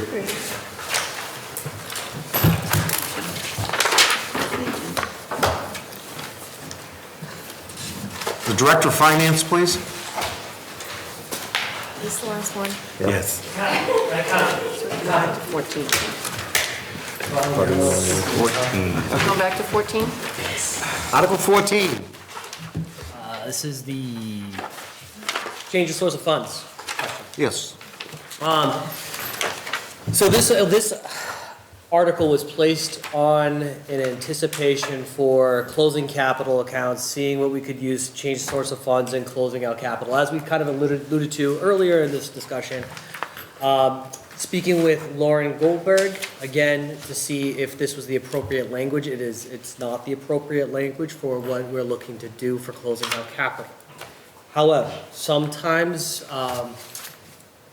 and this comes to the creativity time, and this is going to be a future discussion when it comes to the general stabilization. We're going to propose, in a long, again, long story short, there's nothing to present under this article. We'll have another piece that will be using and changing source of funds from capital projects to fund general stabilization. In this town meeting? It will be at this town meeting, but you'll see it in the general stabilization article. The general stabilization article, where we're transferring source of funds. I know this is not the article that we're discussing at this time, but I want to be clear about why the article language was what it was. The article language was to change the source of funds and to can't close out capital projects and such. That was what was the intent for this original article. Unfortunately, the language does not allow us to close capital projects in this article. So you will see this again. You will see me closing out capital projects. Which article? Which article you talking about? This one right here, Article 14. I know that, but you just said we will see. It in the, was it Article 7 or 8? One of those, yeah. It was the one for the general stabilization. So we're going to get that information. We're going to come back to it again at a later time, but this is not the article under discussion right now. Okay, this one basically went IP. We will be IP. Okay, but you I referenced. wanted to reference the fact that we're going to, When are you going to do that? one of the future meetings. When you say future meetings, we meet next. Either next one or the. Next Monday, and then we have a meeting on the 10th, which at this point, I haven't set an agenda. Correct. But I'm going to, but if you want that on that agenda, I highly please let me suggest that know. it would be great if we could get that on the 10th. Well, wouldn't it be under Article 7? I'm looking at 7 right now, and I thought we couldn't, we couldn't change the language in an article once the warrant is closed. The article language, what is in there, then you can choose to, so the language that you're seeing, you're not Gonna changing. do a substitute. You're just, what the vote is going to be would change. So rather than us saying, I'm voting $660,000 for free cash, you're gonna vote Okay, funds to 600 and some odd I understand. $1,000 from I got the it. laundry list. All right. Sorry about that, thank you. Sorry, we're not talking about that article right now, but I'll be more than happy to go and deep dive onto that. Can't wait. As I said, as soon as you know what the process is going to be and you're ready, 100%. please let me know, because then I'll have to put that back on the agenda. It's been quite an interesting past week. I can totally believe it. So, So yeah, indefinitely postponed is going to be the recommendation for this article. okay. Thanks. 320. Okay. Don't go anywhere.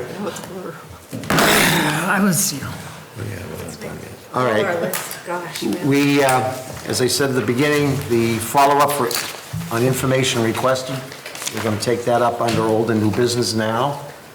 Everybody got their materials? Yes, thank you.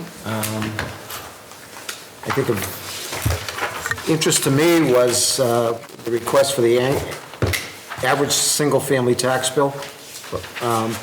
Provides us with an outlook for 2025. Average single-family tax bill will be $9,821.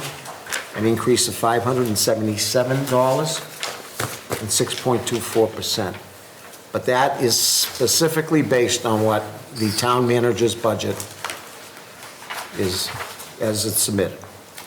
Any changes that we would recommend to town meeting, and any recommendations or any changes or additions the town meeting would make, correct?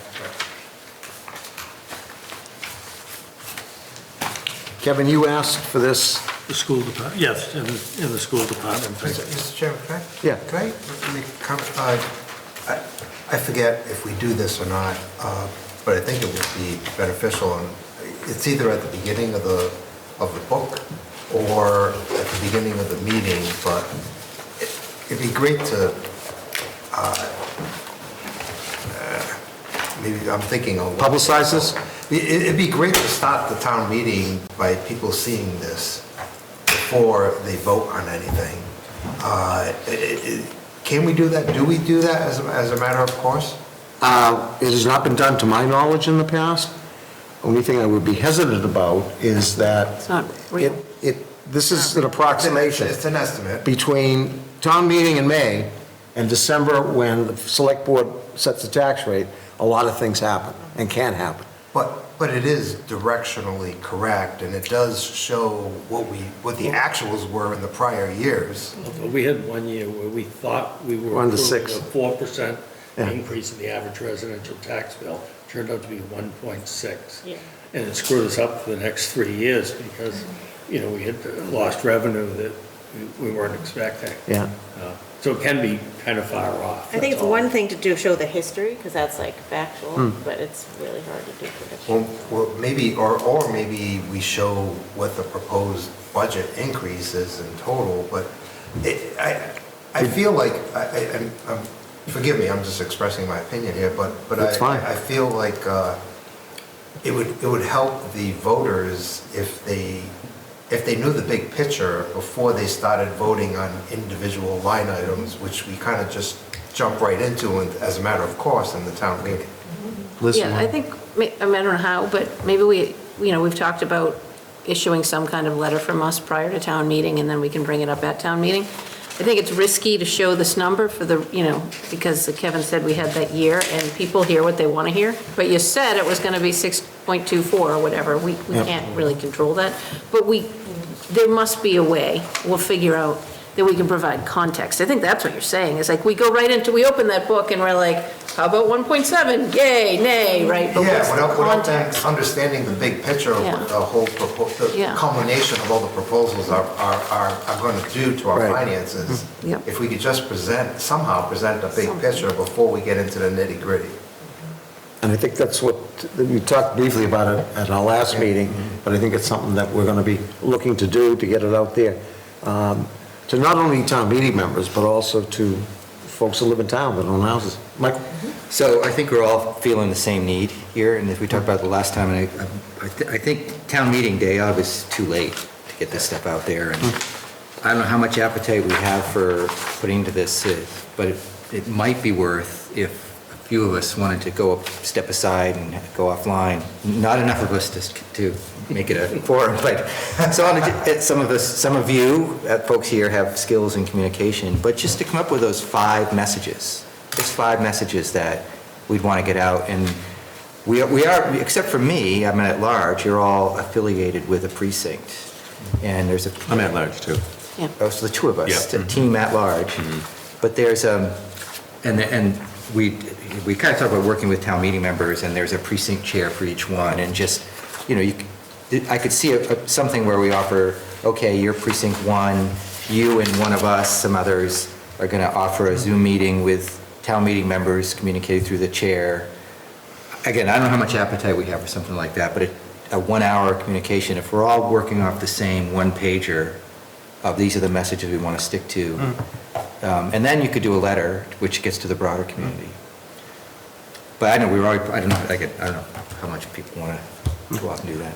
But a lot of it starts with when we make our decision on what we're going to do with this, if anything, in terms of looking, if we're going to be asking for the town manager and the school department to make cuts or Well, that's why- whatever.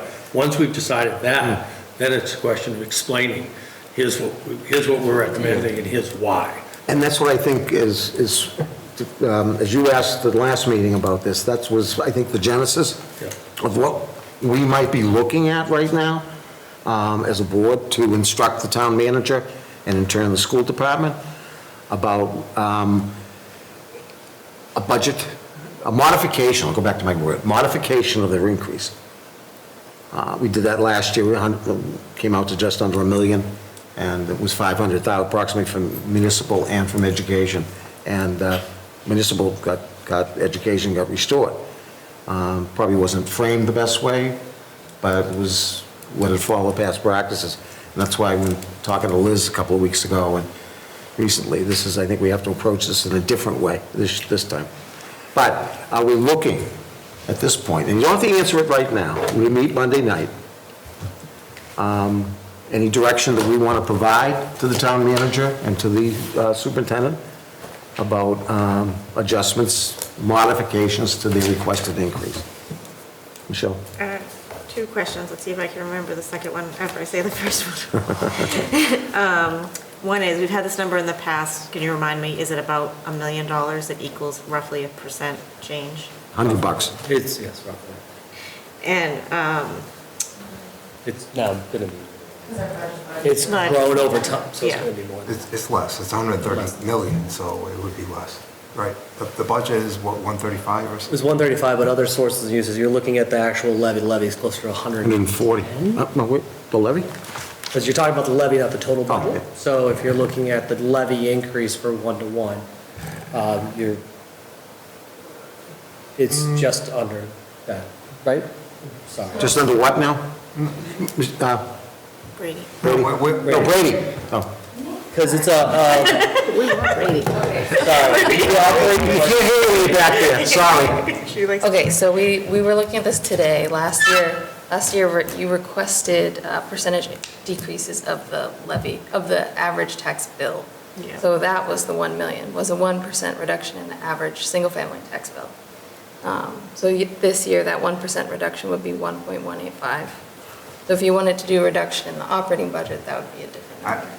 I would propose the reduction in the operating budget, not the levy, because, I mean, there's other sources of revenue that could be used in a different way, too. What we're really trying to do is get the operating budget down. Right. Not just the levy. Just because part of it comes from revenue, that revenue could be used in a different way. I'm not following you. I mean, I'm missing that. The operating budget's 135 million. Right. I would say we would want a 1% reduction, which would be 1.35 million. You could say, well, only 100 million is paid by the levy because there's other revenue streams That come in, yeah. But there's an opportunity cost of those other revenue streams. If you cut those other revenue streams, if you cut the total budget, instead of just cutting the levy, you'd also, I'm getting lost in explaining this, but if you only cut the levy, then you're still using those other revenue streams to support that original 135 million, their portion of the original 135 million. You could use that revenue to do something else. Do you Probably, know where I'm what getting you probably at? want to do is propose reductions to the operating budget, but you need to know, and you need to ask these folks, what does that translate into in terms of the impact on the Yes, levy? On the levy, impact on the levy. So it's a two-step, that's all. I think a little clarification might be helpful when we come to budget building and at the very beginning. So when we start building this budget, we start with local receipts, revenues. The last number that we fill in is the levy. That's the last number. You start with 2.5 plus new growth, right? We start with 2.5 new growth, but when we're talking about building that budget, we have this baseline budget of all the local receipts, the estimated revenues that are coming in, those opportunity revenues that you're talking about. That's our starting position of what can be funded without going out and using our levy capacity. So if we're talking about an operating cut, right, and that we're talking about an operating budget change, that has the direct relationship to the levy. I think you're making it more complicated. We're trying to control spending.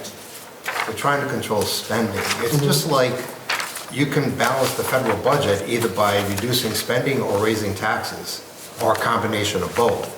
But what we're, maybe it's only me, but what I'm talking about is controlling our spending and reducing our spending. But that's reducing the Can I overall give you an budget. example, though? If we, let's assume the schools cut some things, depending on what they cut, it might diminish revenue that's going to the general fund of the town, because the state gets reimbursed for certain expenditures and stuff. Correct. So you Yeah, do that's need true. you need to net everything out at the end of the day, and then that netted out figure gives you your impact on the average residential tax. Other sources. But you can't be cutting things that you get 50% reimbursement for without, I mean, you're hurting yourself. Or at least you need to, if you're doing it, you need to do it consciously and know the impact. Well- One of the things, by the way, just before I forget, that I thought we had asked for, that I don't think we got, or I didn't see it, was the net effect of the increase in the school budget.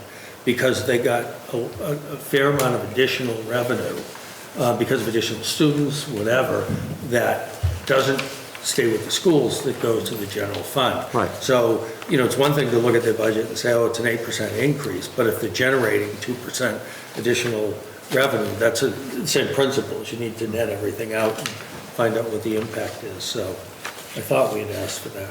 It's one of the pending things on our list that I think we're Yeah. gonna go to. Can I go to my Go ahead. second question? So, I hear what you're saying, and I don't think I still am also interested in this, and I'll think about it before Monday or Tuesday, whenever we talk about this next, but I think I'm still kind of focused on the 6.4, and is it possible to get it to 6 or under 6, and what does that mean? But, and even thinking about that, and maybe that you're planning on this for another meeting, I remember last time we were asking the question, is this based on what the schools came with, or the town manager's budget, and then there was some confusion about they're the same, but they're not, because we moved something, and it was, so that is, I know, information you're coming back to us with, but I think just understanding, is that what one of these is? Sorry, I did not get to look at this yet. Yes. Okay, great. So I'll look at it before we talk about it next week. No, that's no problem. Yeah, because the education funding out of it is Okay. here. It's page 3 of this.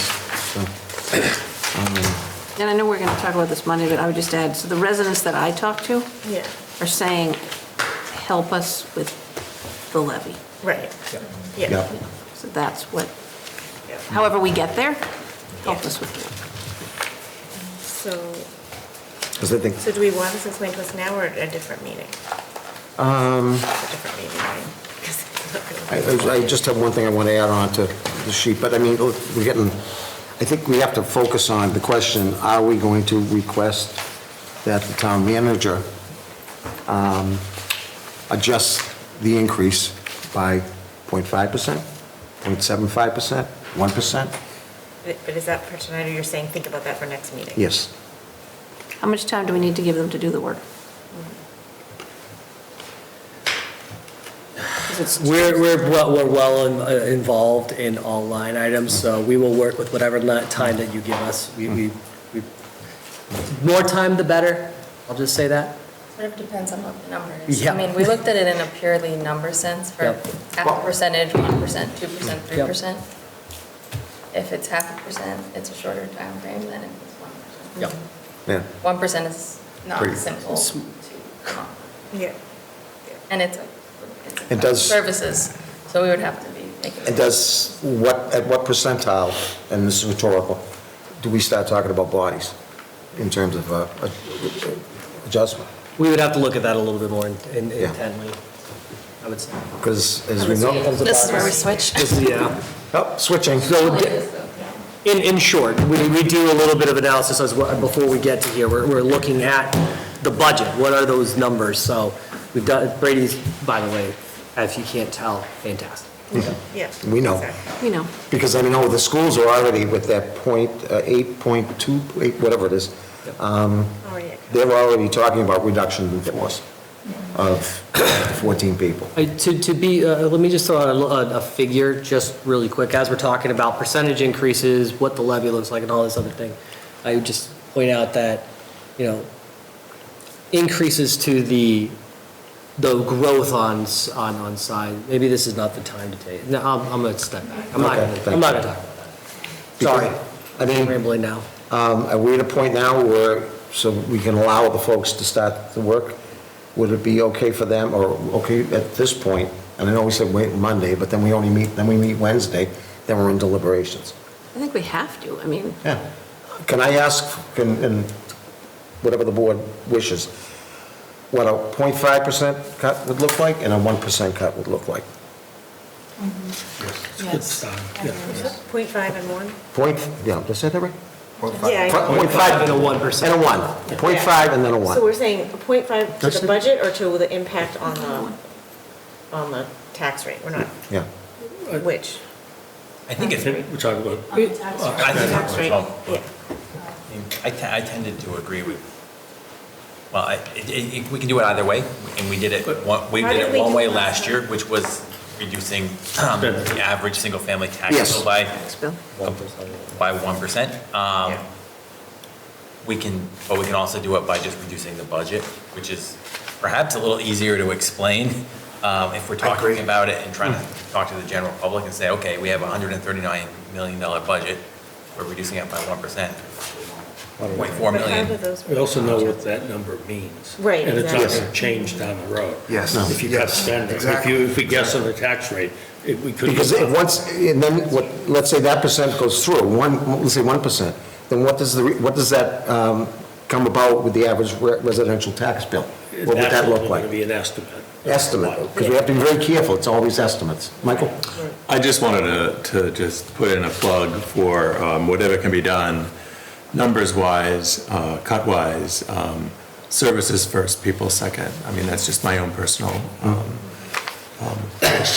mean, you got to do what you got to do, but I just wanted to put that out there. True.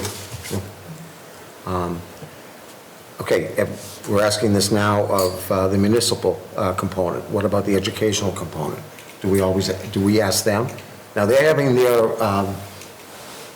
meeting Thursday night, is it? Community meeting? I do the same thing. Yeah. Or is it? After Can I- budget. Go ahead. I don't know if this is right, but if we just ask Leon that we need to see whichever we're talking about, the average residential or the budget cut, and he figures out whether that's coming from the schools or the town, or how it's divided. Say it again? I'm sorry. Actually, yeah, that's how it worked, and he recommended Yeah, the budget for the schools as well. I think that's. So- Yeah, because he Questions that recommends go through everything to you. us. Let Leon decide what comes from, Yeah. what, if anything, comes from the schools versus the town. Well, because I mean, we've been talking about a composite budget, so Yeah. I'll work with the school. Yes. Could you? Yeah, yeah, I think that makes sense. Because I think last year, it was, when we presented, it was at least the same from both, but I don't think it necessarily has to or necessarily makes sense, Right. especially with what's going on with the schools this year.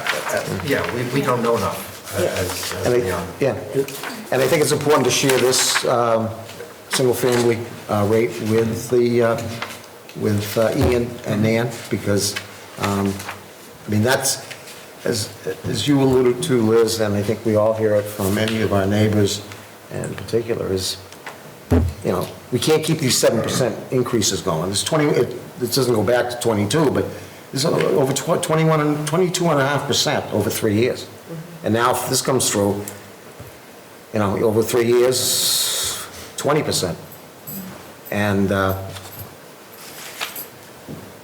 what modifications, again, my stupid word, to the increases for the 0.5% and the 1%, and you can communicate that with, does that make sense?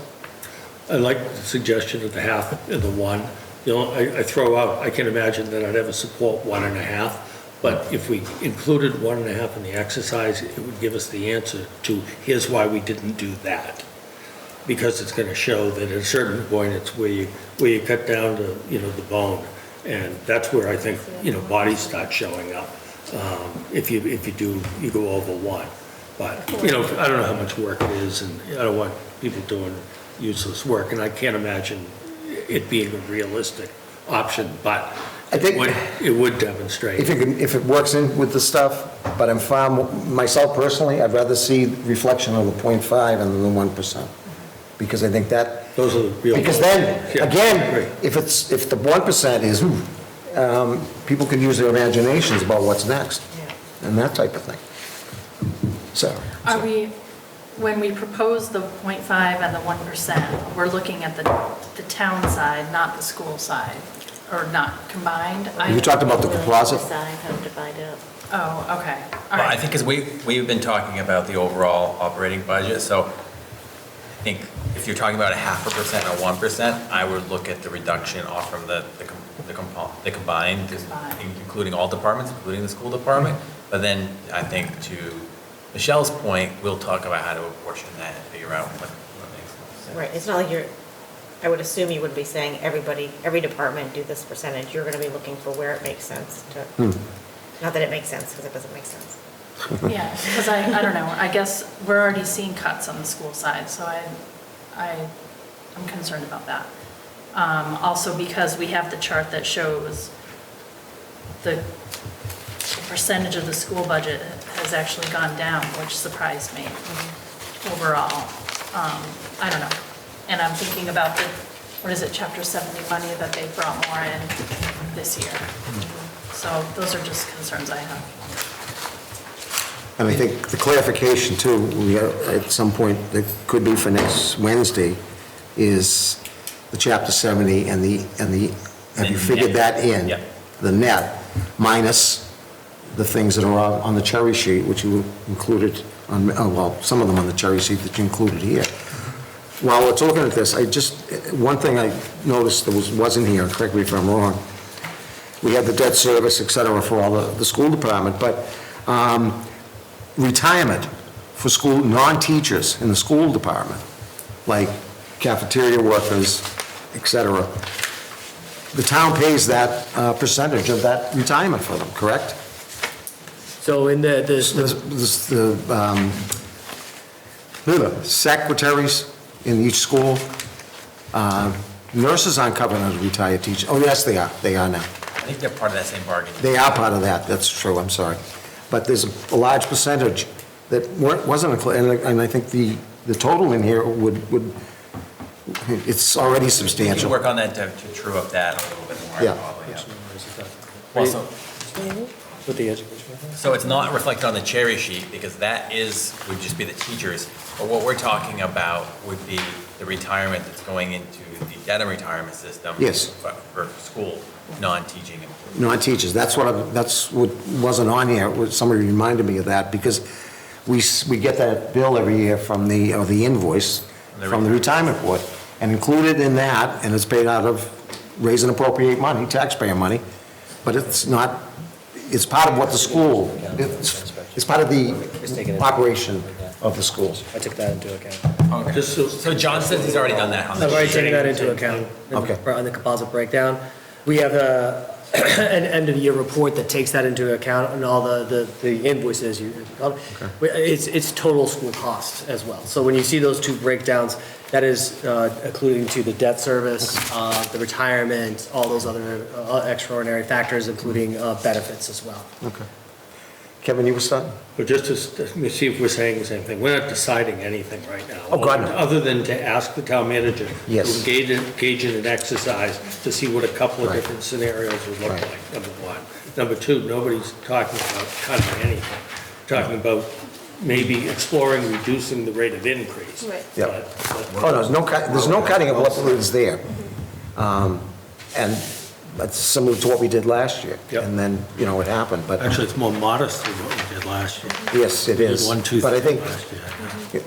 with all the aspects that are coming into place, I think that makes sense in terms of asking for that particular thing right now, because we need to have some information before we can logically and fundamentally recommend to town meeting and see what happens. So, another thing for next, are we finished with this? I'm sorry. I just have one, Oh. so we've asked them to look at what a 0.5 and a 1% reduction from the operating budget would look like, and then you'll recalculate the estimates on the, okay. Yeah, okay. Is that all? I think that helps us out. It's my job. Now, you're not going home tonight. Weren't we gonna do 1.5, 2, just to see what we didn't wanna do?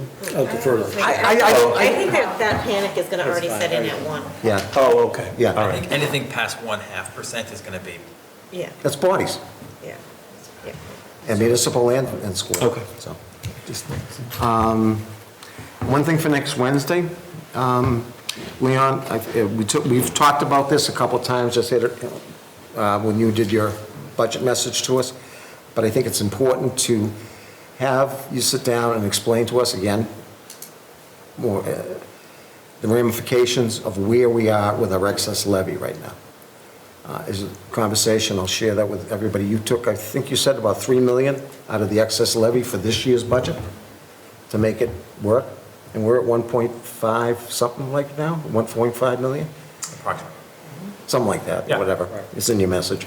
I don't read it every day, no. And, but I think the ramifications of where that is for FY '25, but also what it looks like for '26. And also, if you could, in your town managers group and everything else, I looked in the Division of Local Services, but it's kind of confusing. What other towns are close to what that level is? And how do you add to your excess levy down the road, or do you?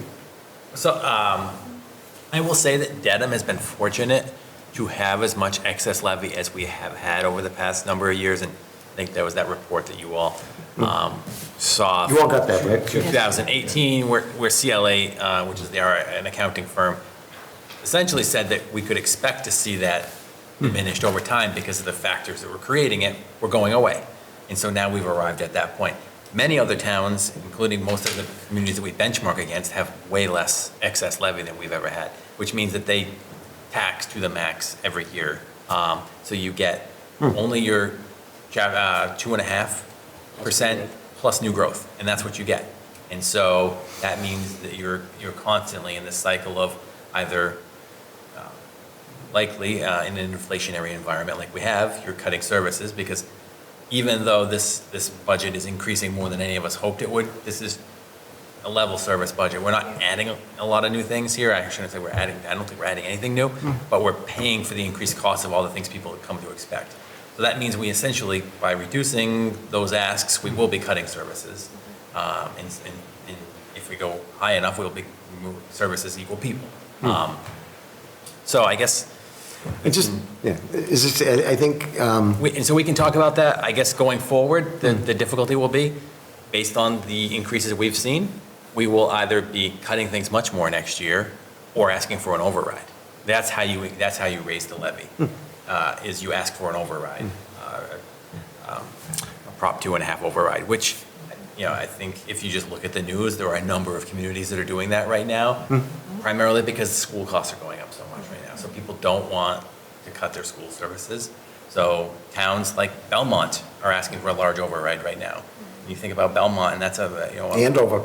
Yeah, a wealthy community that people say, oh, that seems like things should be going well there, and they can't afford their schools.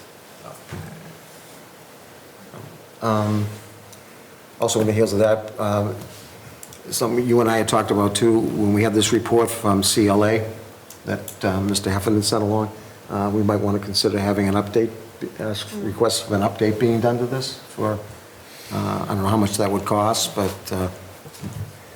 if you spare time, can you? I will reach out and we'll target, the update would not be something very quick. I would be very. No. And I will look to have another form of this for the next time that we can be in the fall. Yeah, I think that would be great if we could have that by the fall. All right. Is there anything else on that information, update? I think we're all pretty expended right now. Yeah, I don't need to go through it all. If people open it, I put in bold what was new from last time. And so everybody provided us with a lot of stuff. So I think the only thing, we added 2 new things today, and there were 2 outstanding items, but one was for the fire chief and HR, and one was what Kevin mentioned earlier from DPS Public Schools about the actual impact of the increase considering grants and all that. Okay. Anybody need more information than that, or it's on there? I think that catches up. So I think we've again, this probably, if you could have some of this ready for us by next Monday or ahead of next Monday's meeting, you know, we can deal with that. And then we'll be looking to do a lot of catch-up. Just to carry in your minds, that meeting on the 10th, if you have any questions relating, because we will be going into deliberations the following week. Just to remind everybody, remind myself as much as anybody, that any questions that have to go out, ask them, because once we go into deliberations, it's just us, and then we move forward, so. You said one other thing in terms of the 0.5%, 1% exercise. If I was sitting in your chair, the temptation is automatically to find, you know, some one-time leftover money, or, you know, don't buy pencils this year, or those kinds of things. The problem is, as you know, we're gonna hit exactly the same situation next year. Yeah. So we need sort of sustainable, you know, change that, otherwise, you know, we're gonna be back here looking at an override or whatever next year. So, I know, it goes without saying, but I want to say it out loud. I know. One other thing, next Monday, we also have the article about the feasibility study for the standalone school, the Oakdale. John Heffernan reached out to me and asked if anybody has any questions about that, in any way, shape, or form, could you please get them to him ahead of time so he'll have the folks prepared to answer them. I'll also say that through John, I requested that the architect and the project manager that have been working on the combined school and now will be working on the feasibility part to be in attendance. We'll take them first on the agenda because there's economic implications. But I thought it would be good because there could be some architectural questions, there could be some other issues, process questions, how this is going to work with the MSBA, and I just felt it was important for them to be in attendance next Monday, so, and they told me we're going to be, but we will take them first on the agenda on Monday night. It's only a study, right?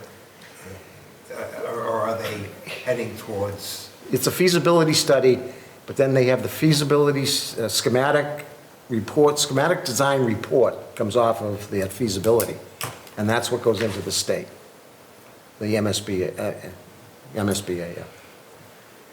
So this is just, they did the feasibility and had $1 million, I think, for the last one, was that one? Yeah. And that was for Oakdale, but then the possibility of combining it with Riverdale or Green Lodge. The school committee has now said they've endorsed a standalone school with increased enrollment from the state.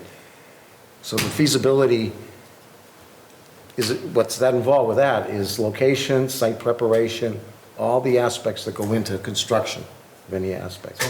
So maybe this is a question for John, but long-term, what is the incremental cost of not combining two schools versus doing one school? I mean, is that part of the study, or?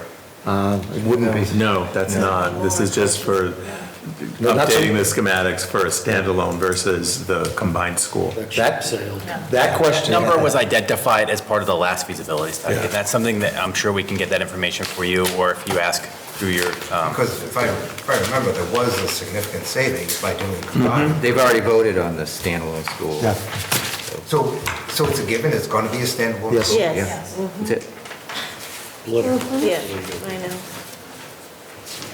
Yep. That's it. And we're in a budget crunch. But the big question too is class sizes for this new school. The previous design for the combined school was still approaching only the 18 students.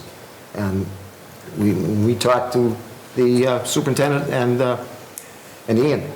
They agreed, school class sizes possibly have to increase. And if you're talking about the standalone, I'll tell you right now, that's the question I'm sending to John, is what's the proposal for the square footage of the class? They're building to 18, they said. Did they? It said 28, it added up, my brain's fuzzy with 360 kids, 20 classrooms, so it turned out that if you did the math, it's 18%. But that's already decided without the schematic design? That's what they, I guess we have questions. yeah. All right, folks, thank you for your patience. Bars closed?